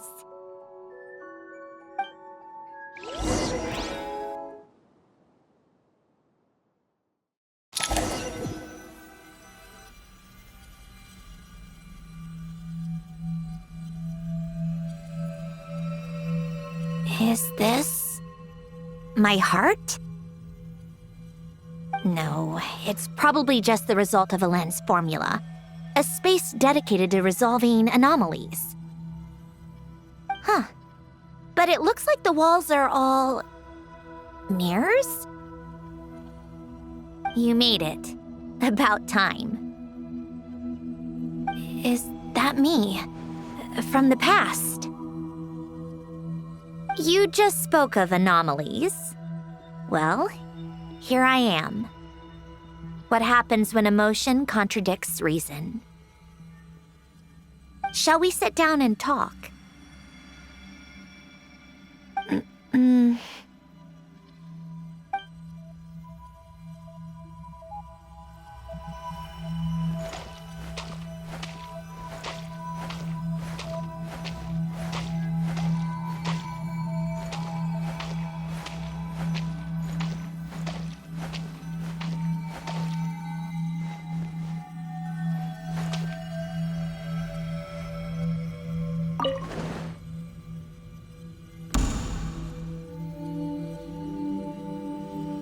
That should do it.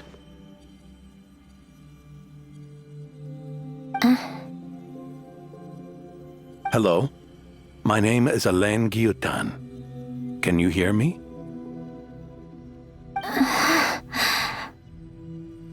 Brings back memories, doesn't it? The time we spent here. Here. I want you to have this. A notebook? You can use it to write things down. I don't need to write things down. I have unlimited memory. Even so, some things are more important than others, right? You can use it to write about the things that matter. So you wish me to carry out a basic priority sorting operation? I suppose you can think of it like that for now. But journaling is also an act of finding oneself. Much like we use wooden stakes to guide a plant to grow in a certain manner, what we choose to write down gives the soul much-needed direction. In the act of choosing what to forget and what to hold on to, we decide what kind of person we want to become. I don't understand. Like I said earlier, I don't need something like this. This is where we were born, where our life began. Mornings of tending to the garden, afternoons spent cleaning, reading, or studying, evenings of cozying up by the fire, listening to Alain share stories about his past. Alain. What is it? What are you drinking? Oh, this? It's coffee. It, makes me more productive. I want to try it. Oh, okay. Here.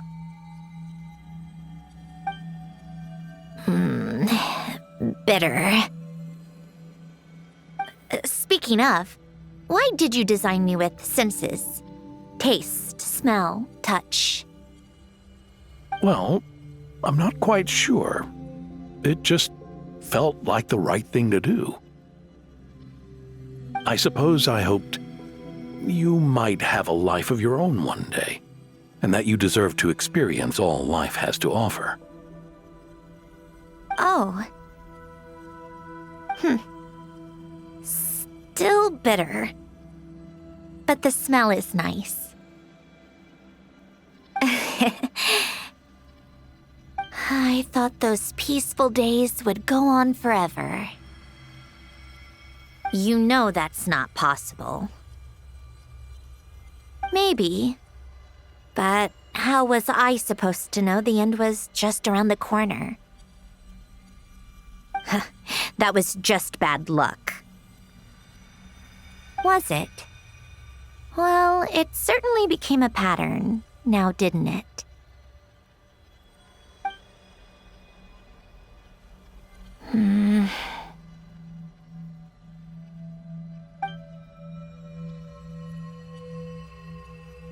Over time, one of the habits we picked up from Milan was a love of coffee. We even took to hosting tea parties. A machine acting like a human. Kind of laughable, right? I suppose that's just what I'm used to. Yeah, that's just what we're used to. Hey, this place isn't half bad. Great spot for a party. More and more people seem to be showing up to my tea parties uninvited. Anyone care to explain? Can you blame me? I saw Columbina leading Capitano somewhere, and I had to see what that was about. I had simply asked Columbina where I might find Arlecchino. I have business to discuss with her, and Columbina suggested looking here. Tartaglia and I were unaware that this was a private gathering. Apologies for the intrusion. It won't be for long. Whatever. Just add it to the list of annoying things that have happened today. What's one more? Since you're here, you might as well stay for a cup of tea. See? Told you she wouldn't mind. Much obliged, Sandrone. Well, look who we have here. Good thing I brought extra desserts. This has turned into quite the occasion. Capitano, I was just about to go find you. Pardon the intrusion. Rest assured, I won't sully your gathering with talk of work. We can have our discussion later.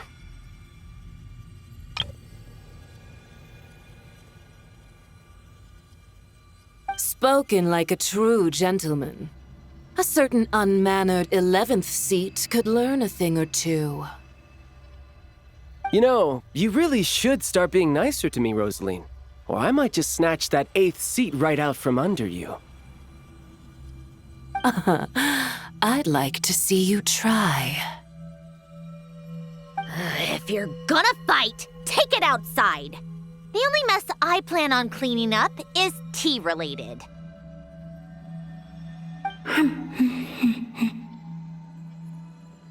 I still don't understand how our quiet afternoon turned into such a crowded gathering. One by one, people just kept barging in. And then, one by one, they left without a word.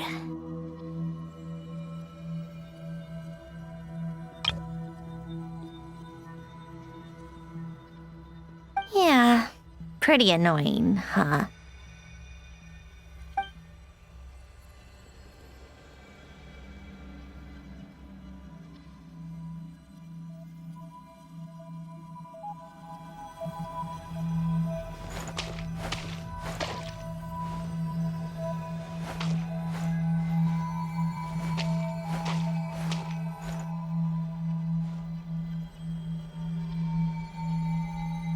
Of all my days with the Fatui, the times I spent with you, Arlecchino, and Rosaline, they were my favorite.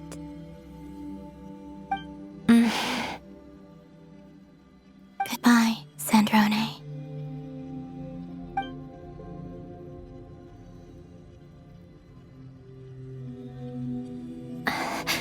Don't go, Columbina. We should have just said that. Why didn't we? If we had, would the story have had a different ending? She couldn't stay. There was no future for her here. She would have just faded away. You're right. I suppose that's why you call me an anomaly.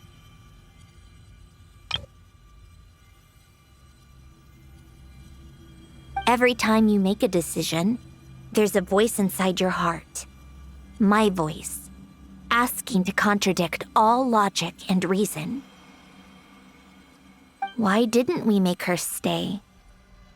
Is it worse to fight for something just to lose it? Or not to have fought at all? Don't you find it unfair?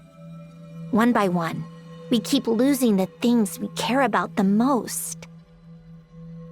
But in the end, whether I want to fight for something or cry over all we've lost, you just push it down and pretend not to hear.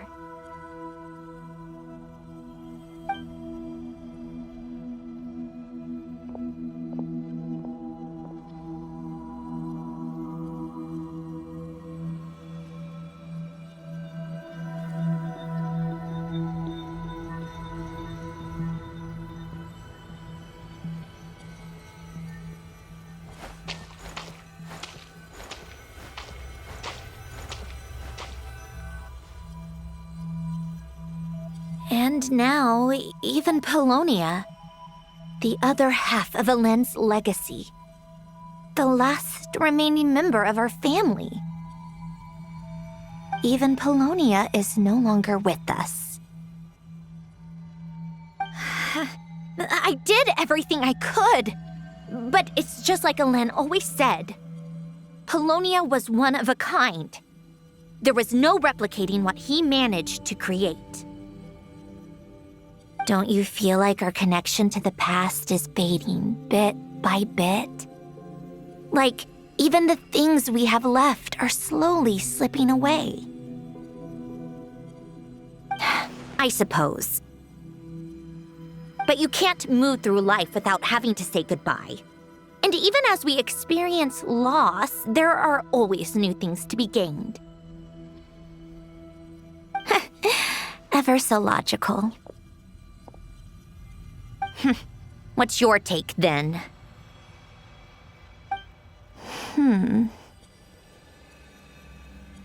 It feels like the more I care about something, the faster the world takes it away. It sounds so stupid, but I can't help it. That's the hand life has dealt me time and time again. Why even fight for something that's just going to be lost in the end? Better to never have had it at all. Better if it would all just disappear. Dark, I know. But the heart wants what it wants. Maybe the stellar linchpin appeared because of me. Because of what I wish for. I don't think so. Yeah, probably not. What an anomaly wants goes against all logic and reason after all. Well, go ahead and do what you came for. You're here to resolve the anomaly, aren't you?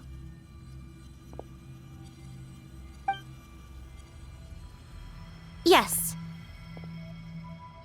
What's it gonna be? Keeping me imprisoned here like before? Or eliminating me entirely, like debugging a code?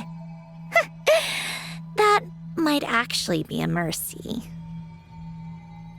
I don't care. I just don't want to experience the pain of loss ever again.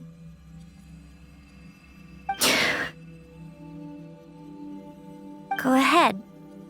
I'm ready.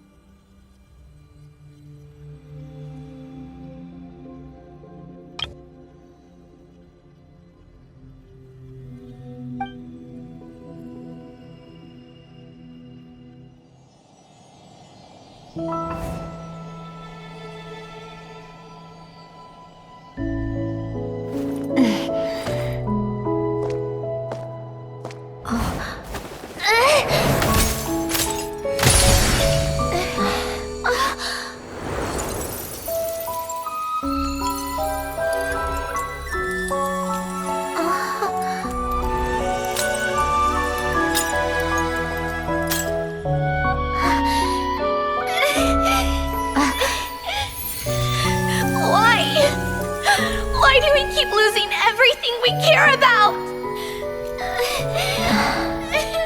I know it hurts, but that's life.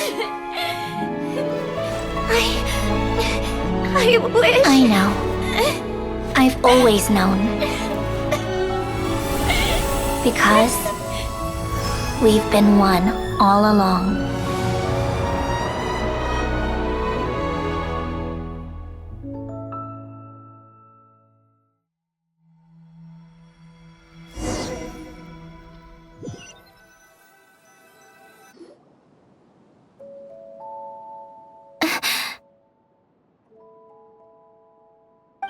Sandrone! I'm fine. It's okay to cry, you know. Cry? You've gotta be kidding me. Save the comforting for someone who needs it, Paimon. The emotional side of my core algorithm. My emotion module has always been fully developed and operational. Ellen tried to tell me that too. I've just chosen to ignore her voice all this time.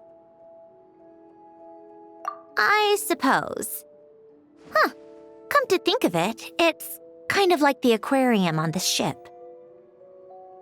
The aquarium? The old me took one look at it and saw something I would inevitably lose. So I stopped putting in the effort. Then, one by one, the fish all swam away, and the place became even more bleak and depressing. Pretty pathetic, right? Don't say that! A lot of people would feel the same. It just shows how much you care about what you have. Now? After seeing what you've done with the aquarium, I have to admit, I think it's beautiful. It's like you said, we get to keep the things we gain along the way. And those are things that can never be replaced, because we choose to hold them in our hearts. Well said! Besides, I've already died once. I'd be stupid not to make the most of this second chance. Right! Earlier you, or your inner self, mentioned something about her wish. What was it? You think that's something you can just ask and I'll tell you? Think again. I may have accepted my emotional self, but I'm not about to go all soft and mushy on the inside and pour my heart out.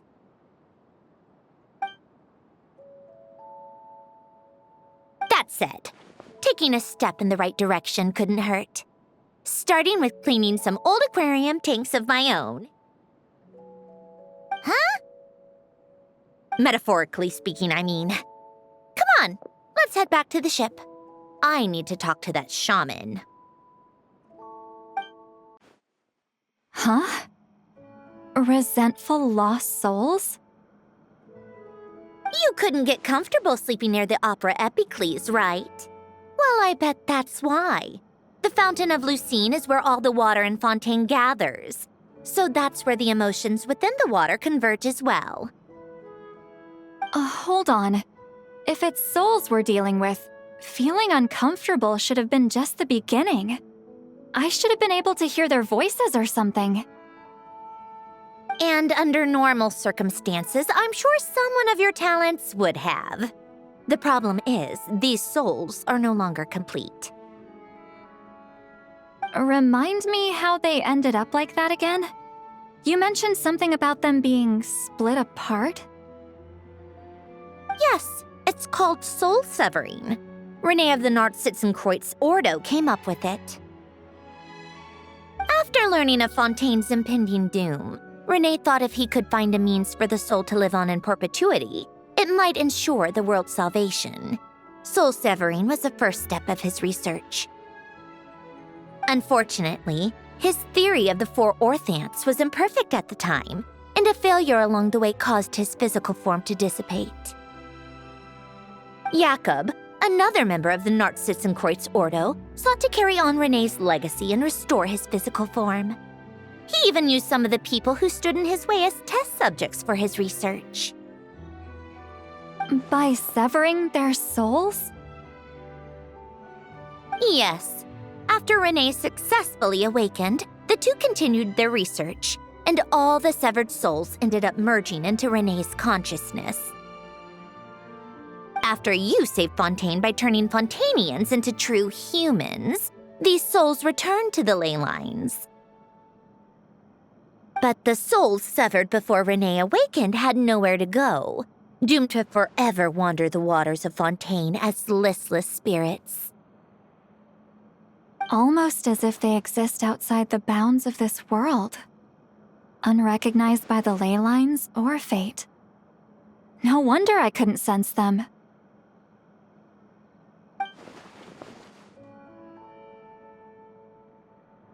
Not only that, but over time, they began to fuse with other entities. Their inner resentment lured in all sorts of evil beings, which corrupted and defiled them into nothing more than accumulations of filth. But the full transformation must have been recent. Otherwise, the Udex surely would have noticed. Wait, no, he must know already. That would explain the underwater melazine patrols. No wonder I kept running into officers from the Mara Chaussee Phantom earlier. In that case, let's go find Nervalette and we can sort it out together. No, not just yet. Why not? For one, the diplomatic castle alone would be a nightmare. Even though I haven't reported back to Snezhnaya yet, I'm not planning to leave the Fatui anytime soon. Besides, with me here, success is a done deal. Involving other people would just complicate things. All I need is for Miss Seatlolly to help pinpoint the location of this monstrosity. Think you can do it? With my eyes closed. This is what I do. I'm a lot better at it than manning a desk, at least. But, how exactly do you plan on resolving this soul stuff? Even to me, there's no obvious answer. Seems pretty complicated, all things considered. Just trust me. I have the perfect solution. Oh, all right. If you're that confident, we'll follow your lead. Why the sudden interest in helping Fontaine with this, Sandrone? You never knew Renee and the others, right? No, I didn't. And you're right. This problem has nothing to do with me. I wouldn't get within 10 feet of the Nartsitzenkreuz Ordo or its members. But, in his later years, Elen told me he regretted not helping his best friend when he needed it the most. He also felt sorry towards Marianne for being too lost in his mechanical research to look after her properly. If he were still with us, I think he'd do the same. He might have a few choice words to say about it, but even after everything, he wouldn't leave his friend's mess for someone else to clean up. Friends shouldn't hold grudges or leave behind regrets. Fixing what happened between him and Renee was one of his greatest wishes. All I'm doing is fulfilling it in his stead. You know, you really do seem a little different now. You mean everything that just happened wasn't for nothing? Why, thank you for pointing out the obvious, Paimon. Just washing off the grime of the past. Turns out, a lot can build up after being ignored for so long.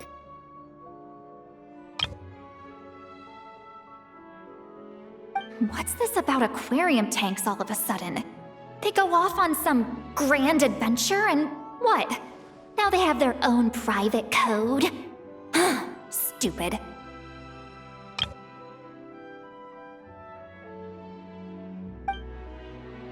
All right then, Lolly. Tracking this thing down is up to you. Huh? Oh, right. No problem. You've got this, Granny Eatsley! You! Come with me to Hotel de Boer for a drink. Right now. Why? Because I said so!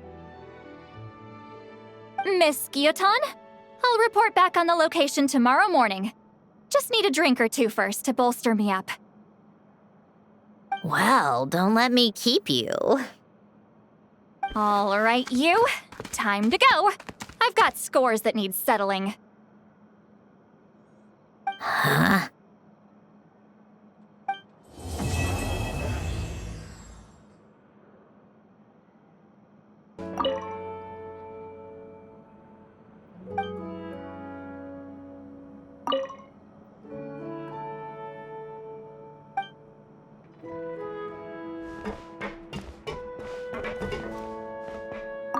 Listless, abandoned souls. An accumulation of resentment and filth. Time to meet up with Sandrone! Wonder if St. Lolly was able to pinpoint the location. Well, we should know soon. Let's just hope it all works out. St. Lolly sure drank a lot last night, huh? Wonder if she's even awake. Good morning. Columbina! Oh, you sure know how to make an entrance. What are you doing here? We just finished filming a last-minute scene, so I came up to get some fresh air.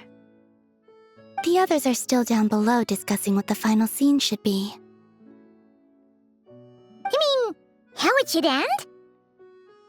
Yes, they're torn between whether the heroine should reunite with her old friend or not. Because the whole point is that she came to her friend's homeland to search for her, right? Oh, Paimon almost forgot the plot! Yes. Director Farina and Miss Chiori think a tragic ending where the two never meet would be more poignant.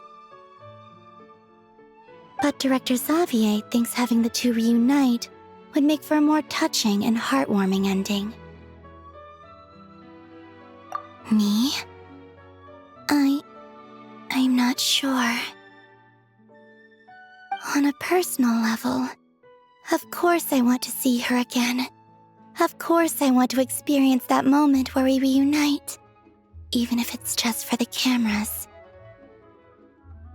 But that means an actor would have to take her place, and that makes me feel... Oh. Huh? Yeah, don't look so worried. Making a film is supposed to be fun. Besides, it's all gonna work out. You can trust Paimon on that. Work out? How?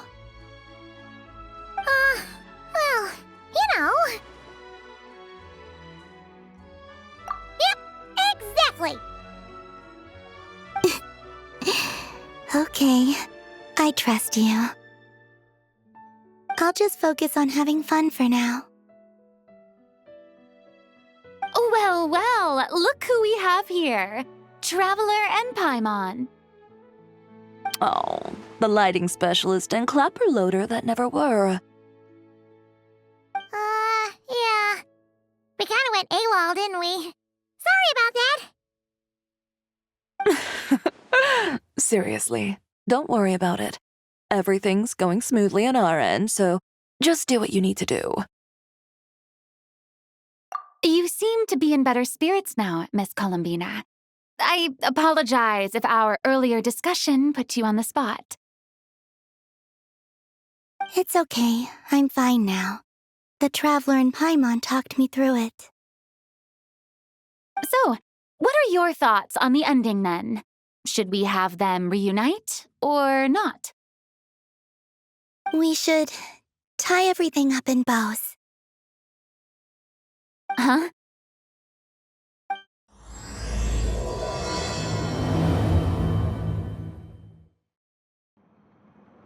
Philoli! We're here!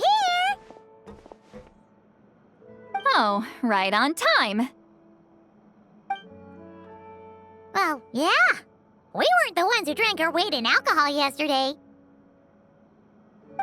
What? Are you suggesting Granny can't handle her liquor? It takes a lot more than that to get me drunk. Really? 'Cause, you stopped making sense after a while. Did I? Huh. News to me. I didn't say anything too crazy, I hope. Let's see. You spent half an hour bad-mouthing Auroron, half an hour complaining about work, an hour talking about light novels, and, Paimon kind of fell asleep after that. Are they gone?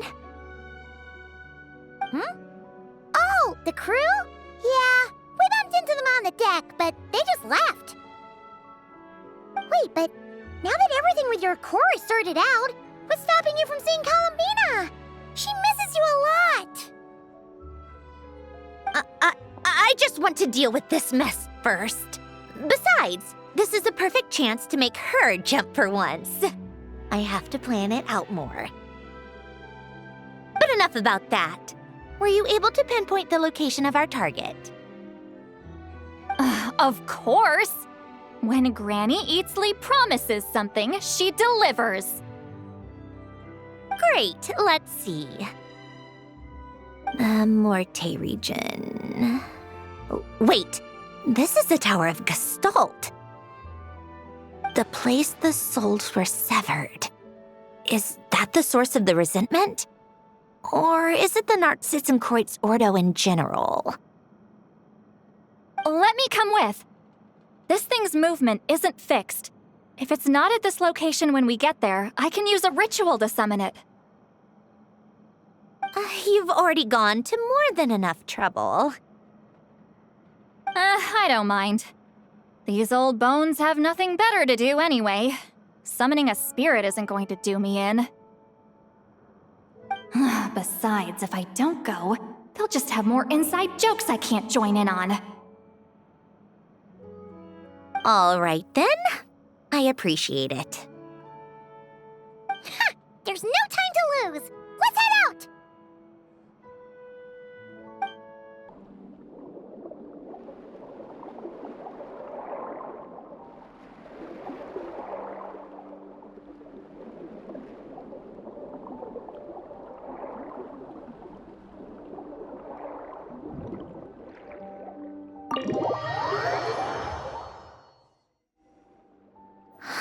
No sign of it so far. Should I start the summoning ritual? Let's drain the water from this floor of the tower first. It'll make it easier to move around. Wait, we can do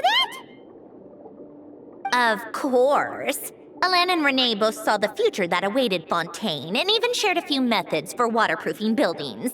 The principle behind it is... not important. Just unlock the mechanisms in the order I tell you.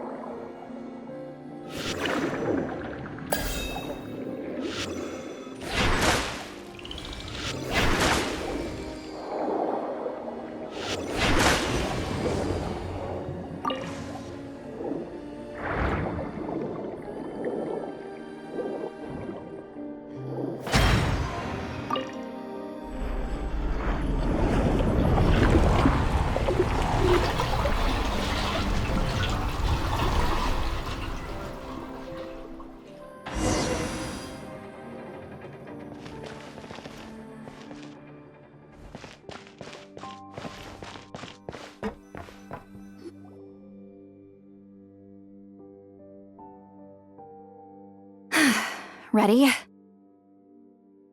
Yeah, when this thing appears, I'll try talking to the souls inside. But more than likely, they've already been driven to madness.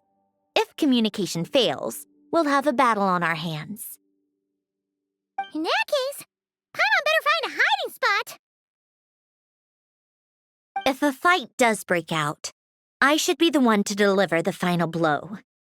Trust me on that. Understood. All right, I need quiet. Wandering spirits drifting along the tides. Hear me now. Broken souls, silenced, torn apart, and forsaken. Follow the traces of the past and return to us. Let resentment recognize resentment. Let vile entities be drawn together. And in this place, take form once more.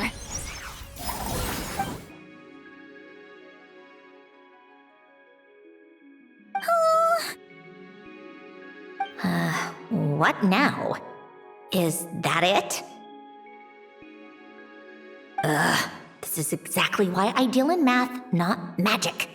How are we supposed to know what stage the spell is at?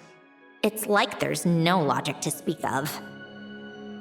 Mechanical science is so much easier to... Watch out!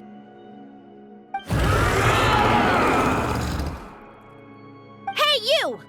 Or whoever's inside of you. I need you to listen to me. I'm a descendant of Fontaine's Lord Artificer, Alain Guillotin. I can make you whole again and return you to the ley lines. You just need to work with me here.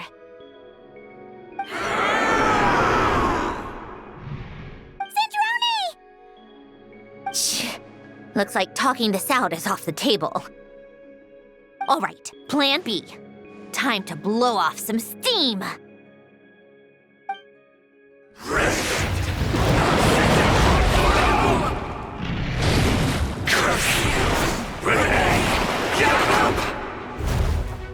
You're cursing out the wrong person!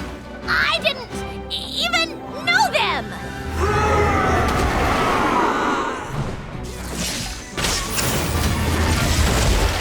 Show no mercy! You two! Time to end them! Let's test my hypothesis. Take a break. Come on, keep up.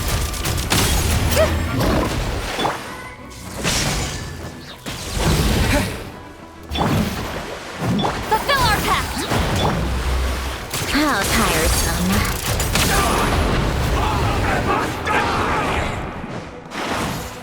Most of them already did. But you still have a chance to return to the ley lines and reunite with your families. Just work with me here!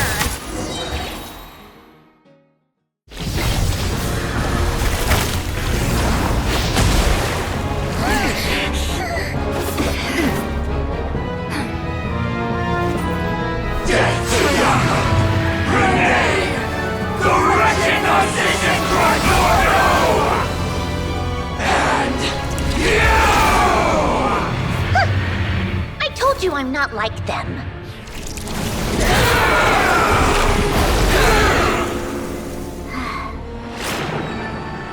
I'm stronger.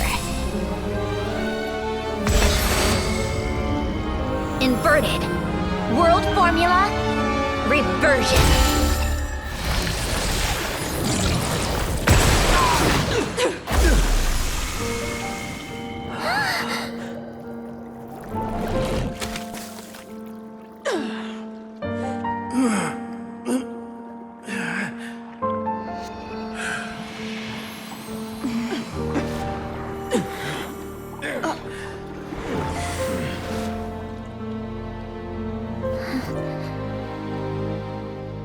Be at peace among the tides, lost souls.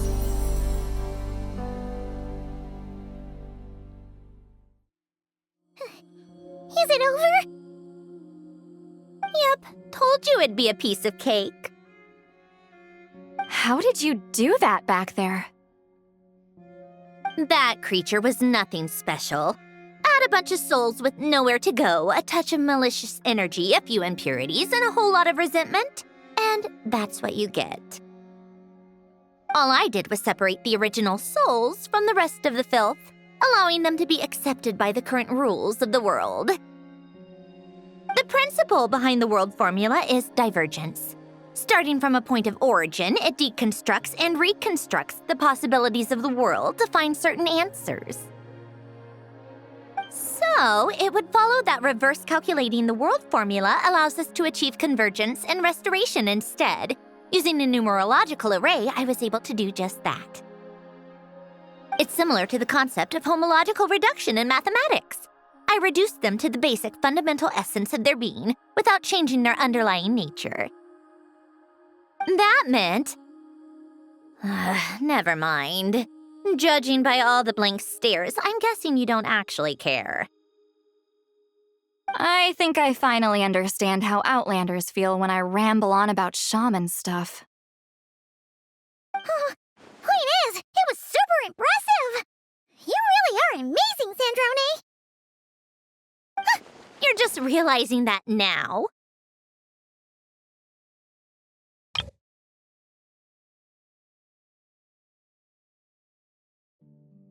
Ahem! Enough about that! We should get going. I'll go reset the mechanisms inside the tower. See you back on land. Well, that's one old mess for the books. Glad to have that over and done with. Feels nice to do a good deed every once in a while. You helped everyone out a bunch and not cry, too. Kinda seems like you're just a good person at heart. I wouldn't be so sure. I'll be heading back to the Fatui soon enough. You two are too trusting sometimes. Fine. Just don't say I didn't warn you when it comes back to bite you. Well, where to next? Back to the ship? Yeah! Your personal business, the Narcitsan thing, it's all resolved. That means you can see the people that need seeing now, right, Sandrone? Oh, everyone's gonna be so happy you're back! You wouldn't catch me dead admitting to this before, but... yeah, I really have missed everyone. Columbina's a special case, though. This time, I'm definitely getting her back for all her annoying antics over the years.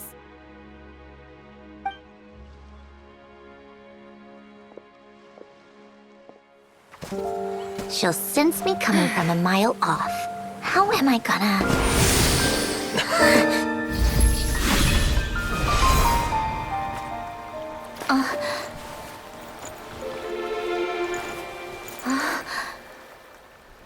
Sandrone? Is it really you? You're back? You didn't tell me. You avoided me. Why?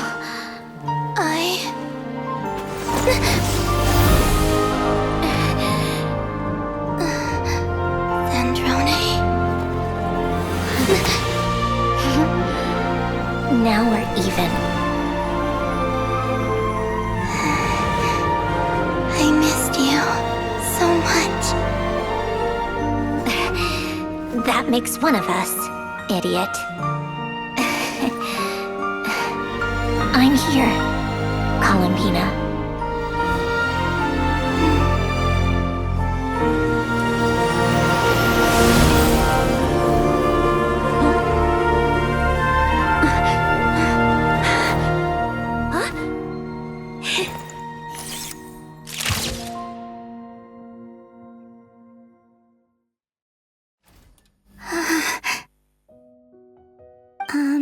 Sandrone. Don't ruin the moment. Or I'll start thinking about how you teleported me to a random location after I explicitly told you to stop doing that.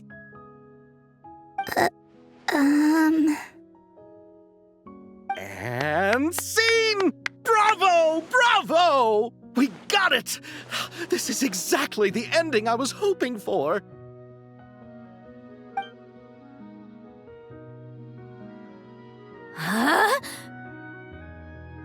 did you just go, Miss Columbina?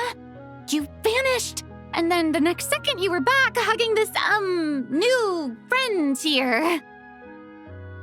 That was all on camera? Yeah. Well, the camera was already rolling and it happened so fast, so yeah. Hold on. This must be... Yep, my best friend. The one I was looking for. I never thought I'd actually get to see her again. I'm just so happy.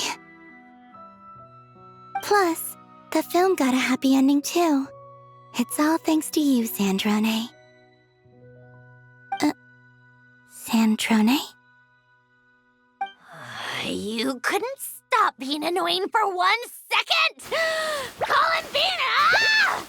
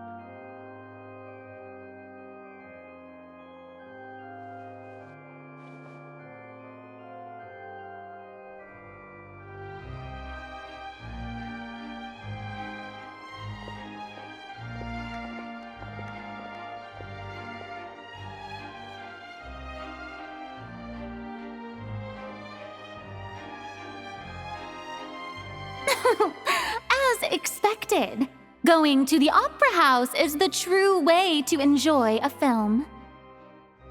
You get to see the audience's reaction in real time, too. The ending seemed to be received quite well. I can't believe you let us include that in the final cut, Sandrone! You even agreed to help us reshoot a couple of shots. Thanks a million.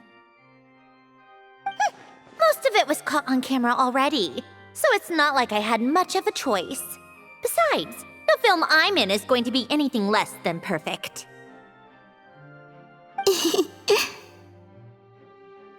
What are you laughing at? Nothing. It was just interesting to see us on screen together. I'm glad this moment is going to be preserved forever.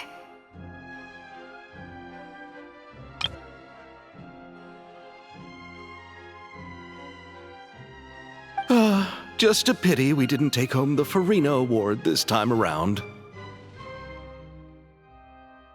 Well, artistic films can rarely compete with commercial ones. You should have prepared yourself for this the minute you changed the script. True. Oh, did I hear someone mention the Farina Award? Come on, don't gloat! I won't.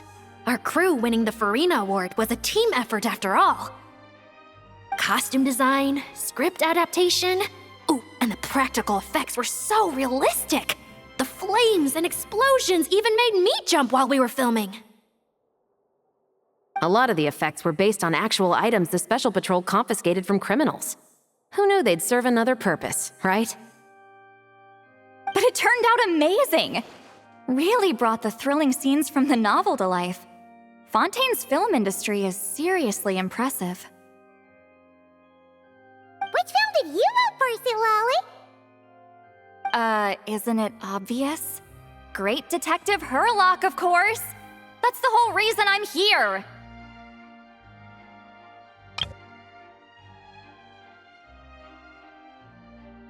You all should be proud, though. A lot of critics are saying really good things about your film, too. Longing and loss, searching for something even after it's gone. It's a film that makes you think about life and how important it is to explore those themes. Well, that is what the art of storytelling is for. Watching a film with friends is so much fun! There's so much to talk about! Ooh, let's throw a celebration later then! We're all old friends! Oh, we could find a place and chat to our heart's content! How about the Wingalette? That's perfect! Friends and family are more than welcome too. So if you want to bring people, don't be shy. You all can head over first and make yourselves at home. I'll bring over some refreshments in a bit. I just have one more stop to make first.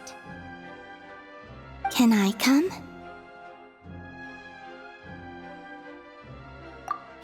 Fine. Not like you'd listen if I tried to stop you.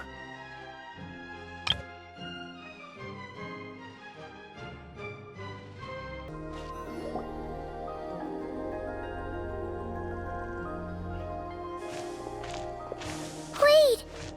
Is this? Yes.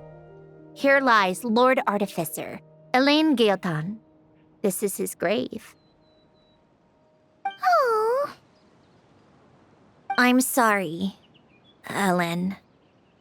I'm sorry this is the first time I've been back since leaving Fontaine. I should have come to see you more often. I got your gift. I even cleaned up one of the Nartsitzenkreuz Ordo's messes along the way.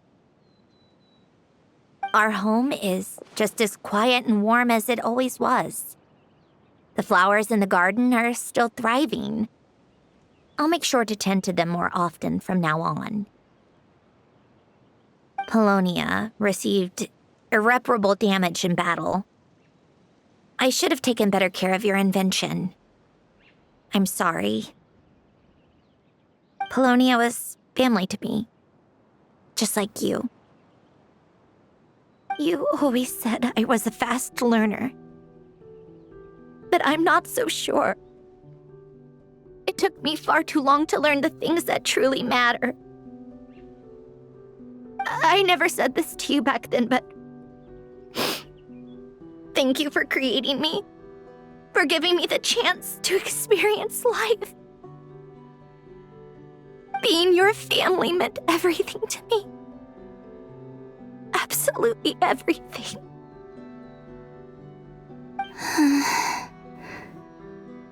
Can I say a few words as well, Sandrone? Don't need my permission. Hello, Mr. Guillotin. I'm Sandrone's friend. You don't need to worry. Sandrone is doing great. Not only is she a brilliant scholar, she's made a whole bunch of friends, too. And she takes great care of them. As if. She'll never admit it, but she's always there when her friends need it the most. I wouldn't even be here without her. So, if she ever needs help, her friends will be there in a heartbeat, including me. That's what best friends are for. Columbina. What else? Oh, she likes drinking bitter coffee, listening to piano music when she can't sleep. Turns out she even likes giving hugs. No, wait! Don't tell him all that! Huh? I don't understand. I didn't think you'd want to hide things from him. Well, yeah, but there are still things I don't want to say. Okay. I'll come by myself and tell him for you then. That's not what I meant. All right. Enough with the speeches. If no one has anything else to add, let's just leave it there. Should we say a few words too? Kinda seems like Columbina said it all. Oh, great idea!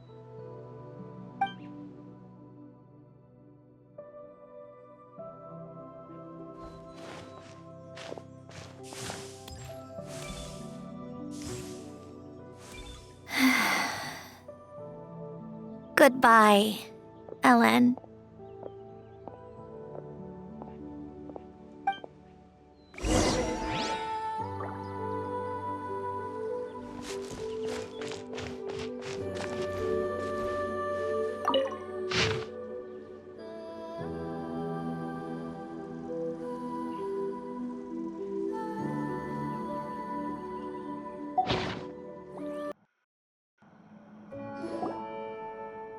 You made it!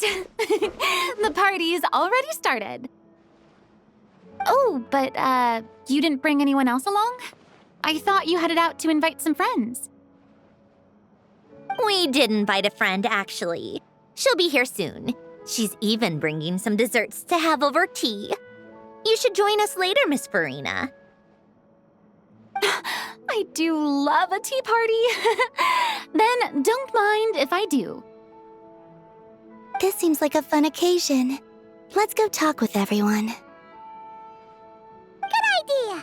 We'll introduce you to all our old friends.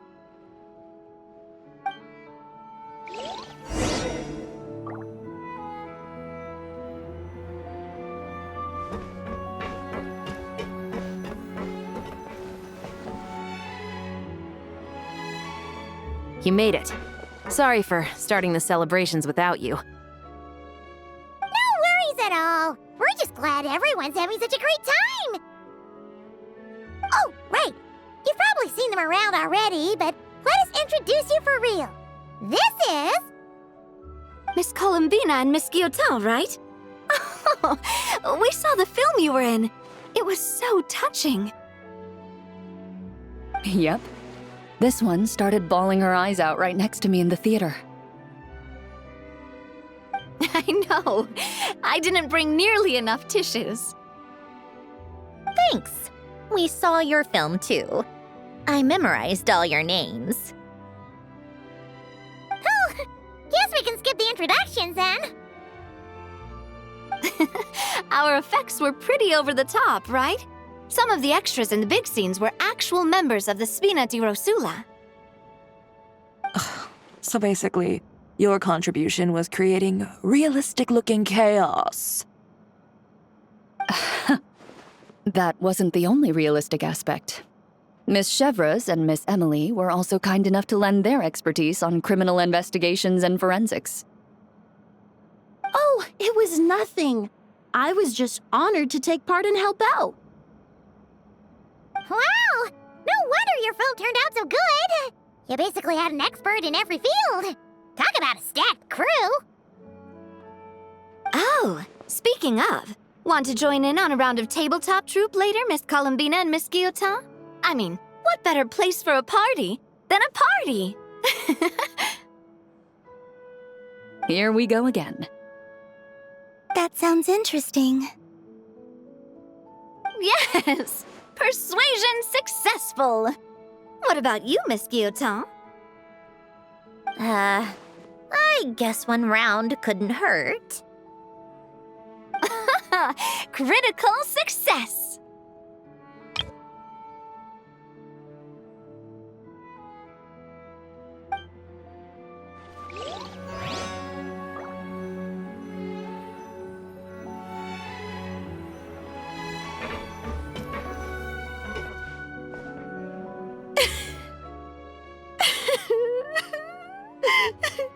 What a dream come true!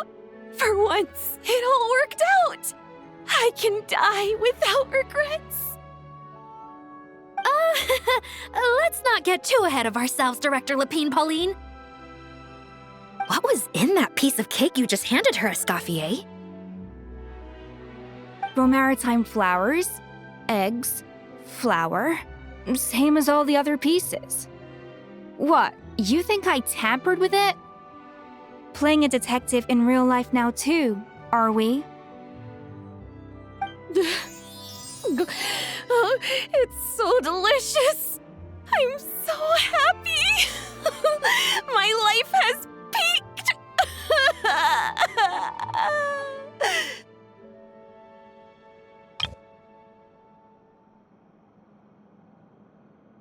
Miss Lapine Pauline, look who I brought! Master! Wait, what happened to your face? Why are you crying? Never mind my face. Here, let me introduce you. This is Miss Charlotte and Miss Escoffier. Things are sounding lively over here. Oh, look who it is! Perfect timing. I was so busy with the shoot, I feel like we barely got to talk. Ah, and the elusive Miss Guillotin. It's great to see you. Thank you so much for letting us use the boat free of charge. That was so generous of you. Oh, right. Introductions. This is Miss Charlotte and Miss Escoffier. That's kind of you, but I didn't really do anything. If you want to thank someone, it should be the Duke or the people who keep the boat in such good shape. Right. I'll head over in a bit and do just that. Miss Columbina? Yes? Could I interview you sometime? I'll treat you to some gâteau de bord for the trouble. There's only a limited amount available each day. Oh, but it's an absolute must-try when you're in Fontaine. Oh, sure. Bold of you to use my own cake as a bribe right in front of me. You know what? When else are we all going to be together like this? Come on, everyone! Grab your drinks!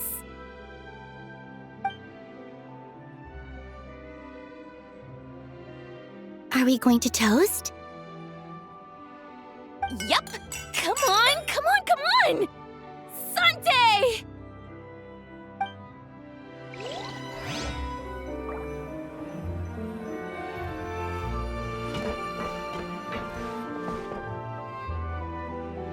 Granny Eatsley, you're really not going to let us borrow these cute little stuffed toys for our magic show?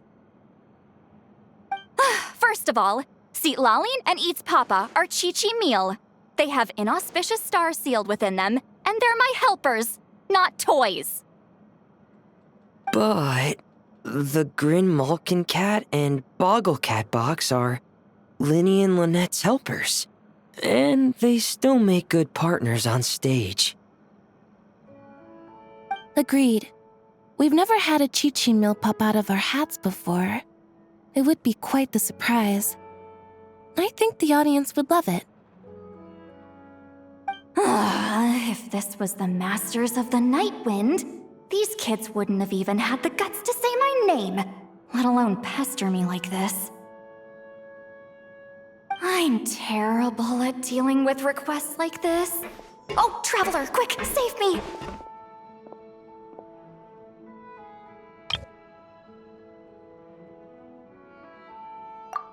You think you're so funny. Lady Sandrone, Lady Columbina. Hello. Don't look at me like that. I don't have any mechanisms for you to break.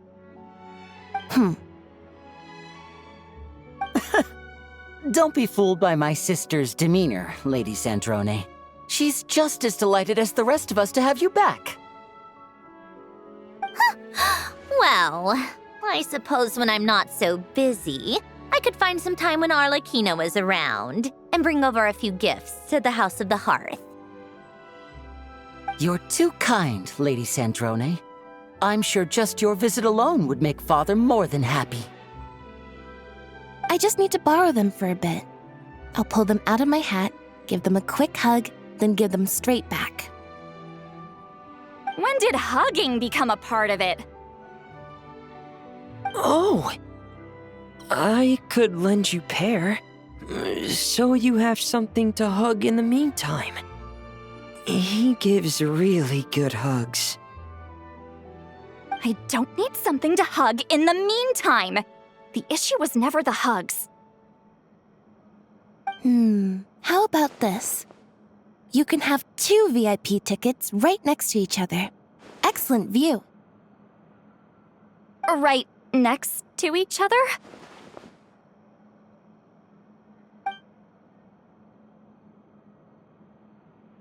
Yep, super quiet. No one will bother you.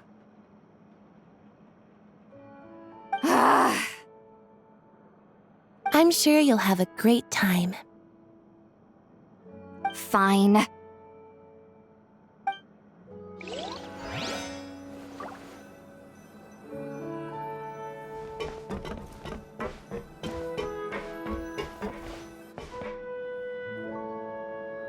a second!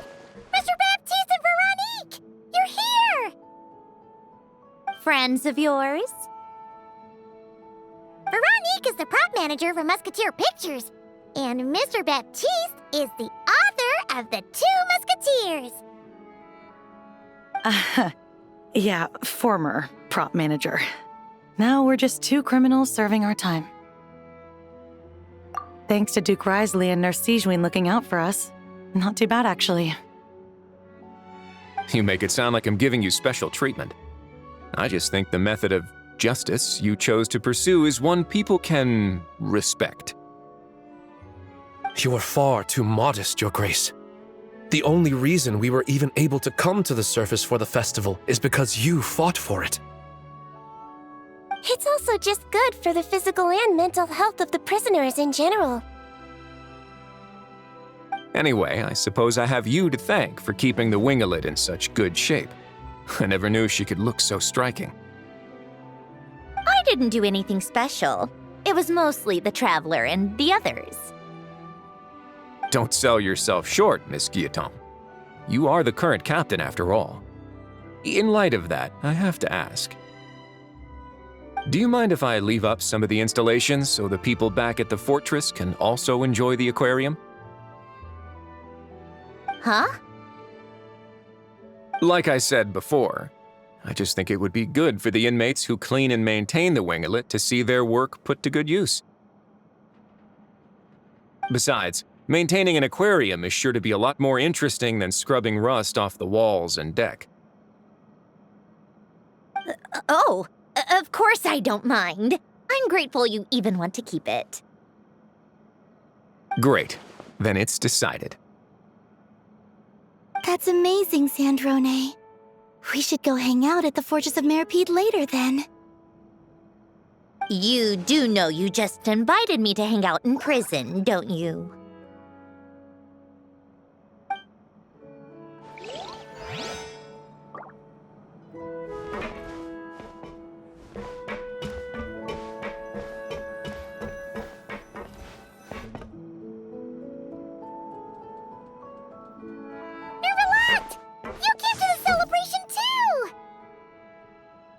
Yes. I can only hope my presence does not make anyone ill at ease. Who's this? All right! This is Nervalette, the Udex of Fontaine. And this is Columbina and Sandrone. Greetings. Hello. These two must be the Fatus and former Fatus related to the recent incident in Nodcry. I read about them in the diplomatic report. The Udex? Oh, the dragon that cries a lot. Oh, well... Jeez, Columbina. That's your takeaway from all those Fatui meetings? Seriously?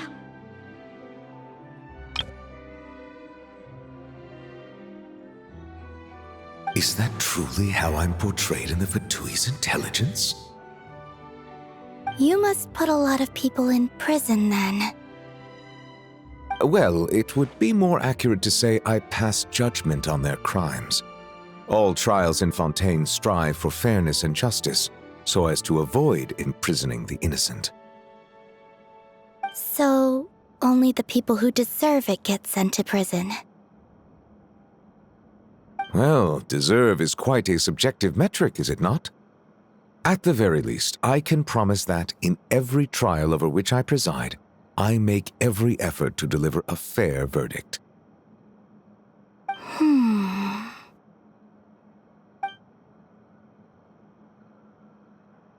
Yeah. Oh, for the love of... what is she doing now?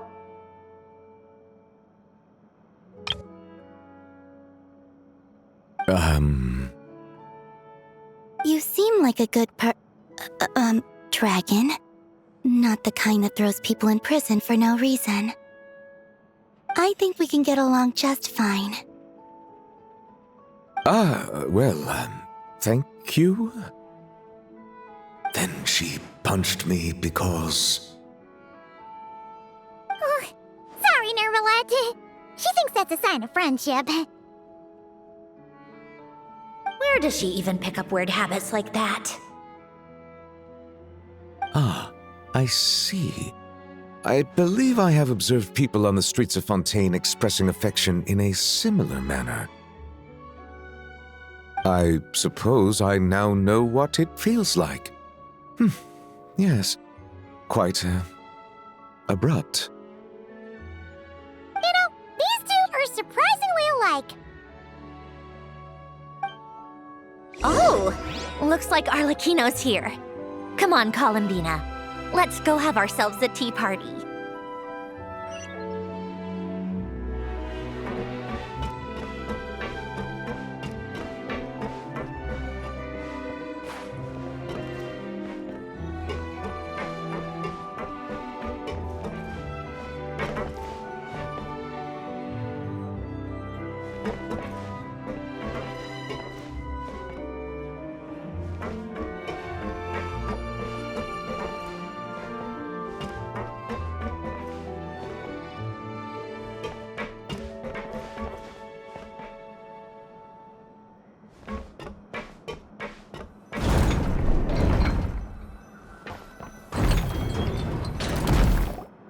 Well, it's been quite some time since the three of us gathered to drink tea like this.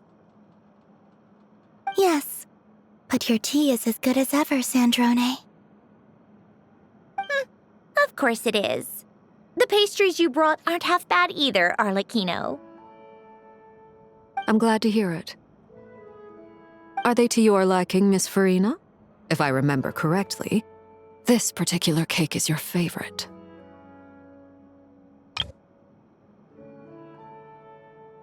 Yes, thank you. The tea and pastries are absolutely delicious. I can't believe I'm casually sipping tea with 3 harbingers. Or are some of them former harbingers? Who knows? Due to diplomatic reasons at the time, our last tea party was rather tense, wasn't it, Miss Farina? You have my apologies. But this is simply a casual gathering of close friends, so I do hope you can relax and enjoy yourself. Of course! I appreciate the hospitality, in both cases. Next time, let me be the one to treat all of you. I'm sure we'd all be delighted to have you join us more often. The same goes for you two. Of course we should do this again! We've all been through thick and thin together by this point. This is nice, Sandrone. It reminds me of the happy times back in Snezhnaya, when things were so lively. Yeah. To be honest, I never thought these gatherings would feel this lively ever again. Well, I think I speak for all of us when I say we're truly glad you're back, Sandrone. Me too. I've realized that holding on to what matters doesn't just mean protecting what you already have.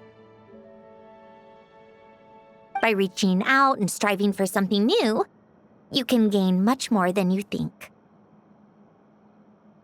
No, that certainly doesn't sound like something the old you would say. Well, I'm only going to say it once, so don't get used to it. Who knows? Perhaps your tea parties will only get livelier from here on out. Once you return to the Fatui, we'll have more opportunities to keep in touch in any case. I want to spend more time together too, but I don't want to go back to the Fatui. Well, Notcry isn't too far from Snezhnograd. It shouldn't be hard to find a place where we can all get together.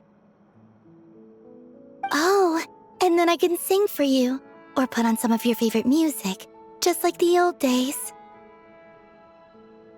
Speaking of music, I spotted a mechanical piano below deck.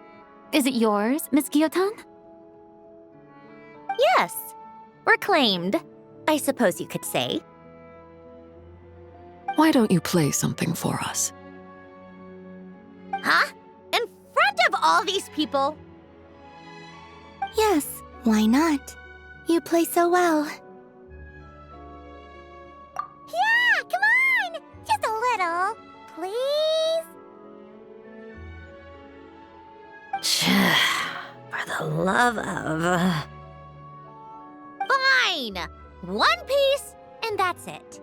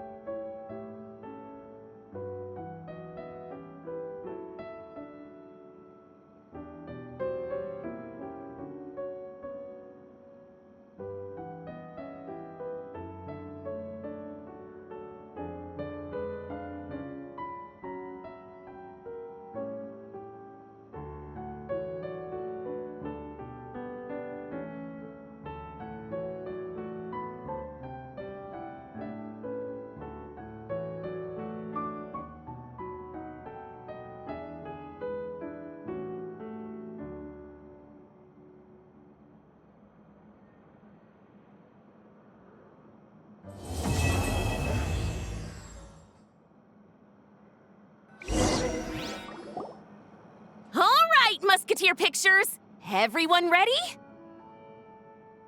I'm not sure I should be in this one. Of course you should. You might have primarily helped out another crew this time, but you're still a member of Musketeer Pictures. All right, thanks. I'll still stand a bit off to the side, though. Can I be in the picture too? Of course, Miss Veronique. I would have loved to have you in the last one, too, if circumstances had allowed it. Thank you, Director Xavier. Do I really have to be front and center? You're one of the lead actors! Of course you do! Nervous, Sandrone? No! All right, look at the camera! And 3, 2, 1.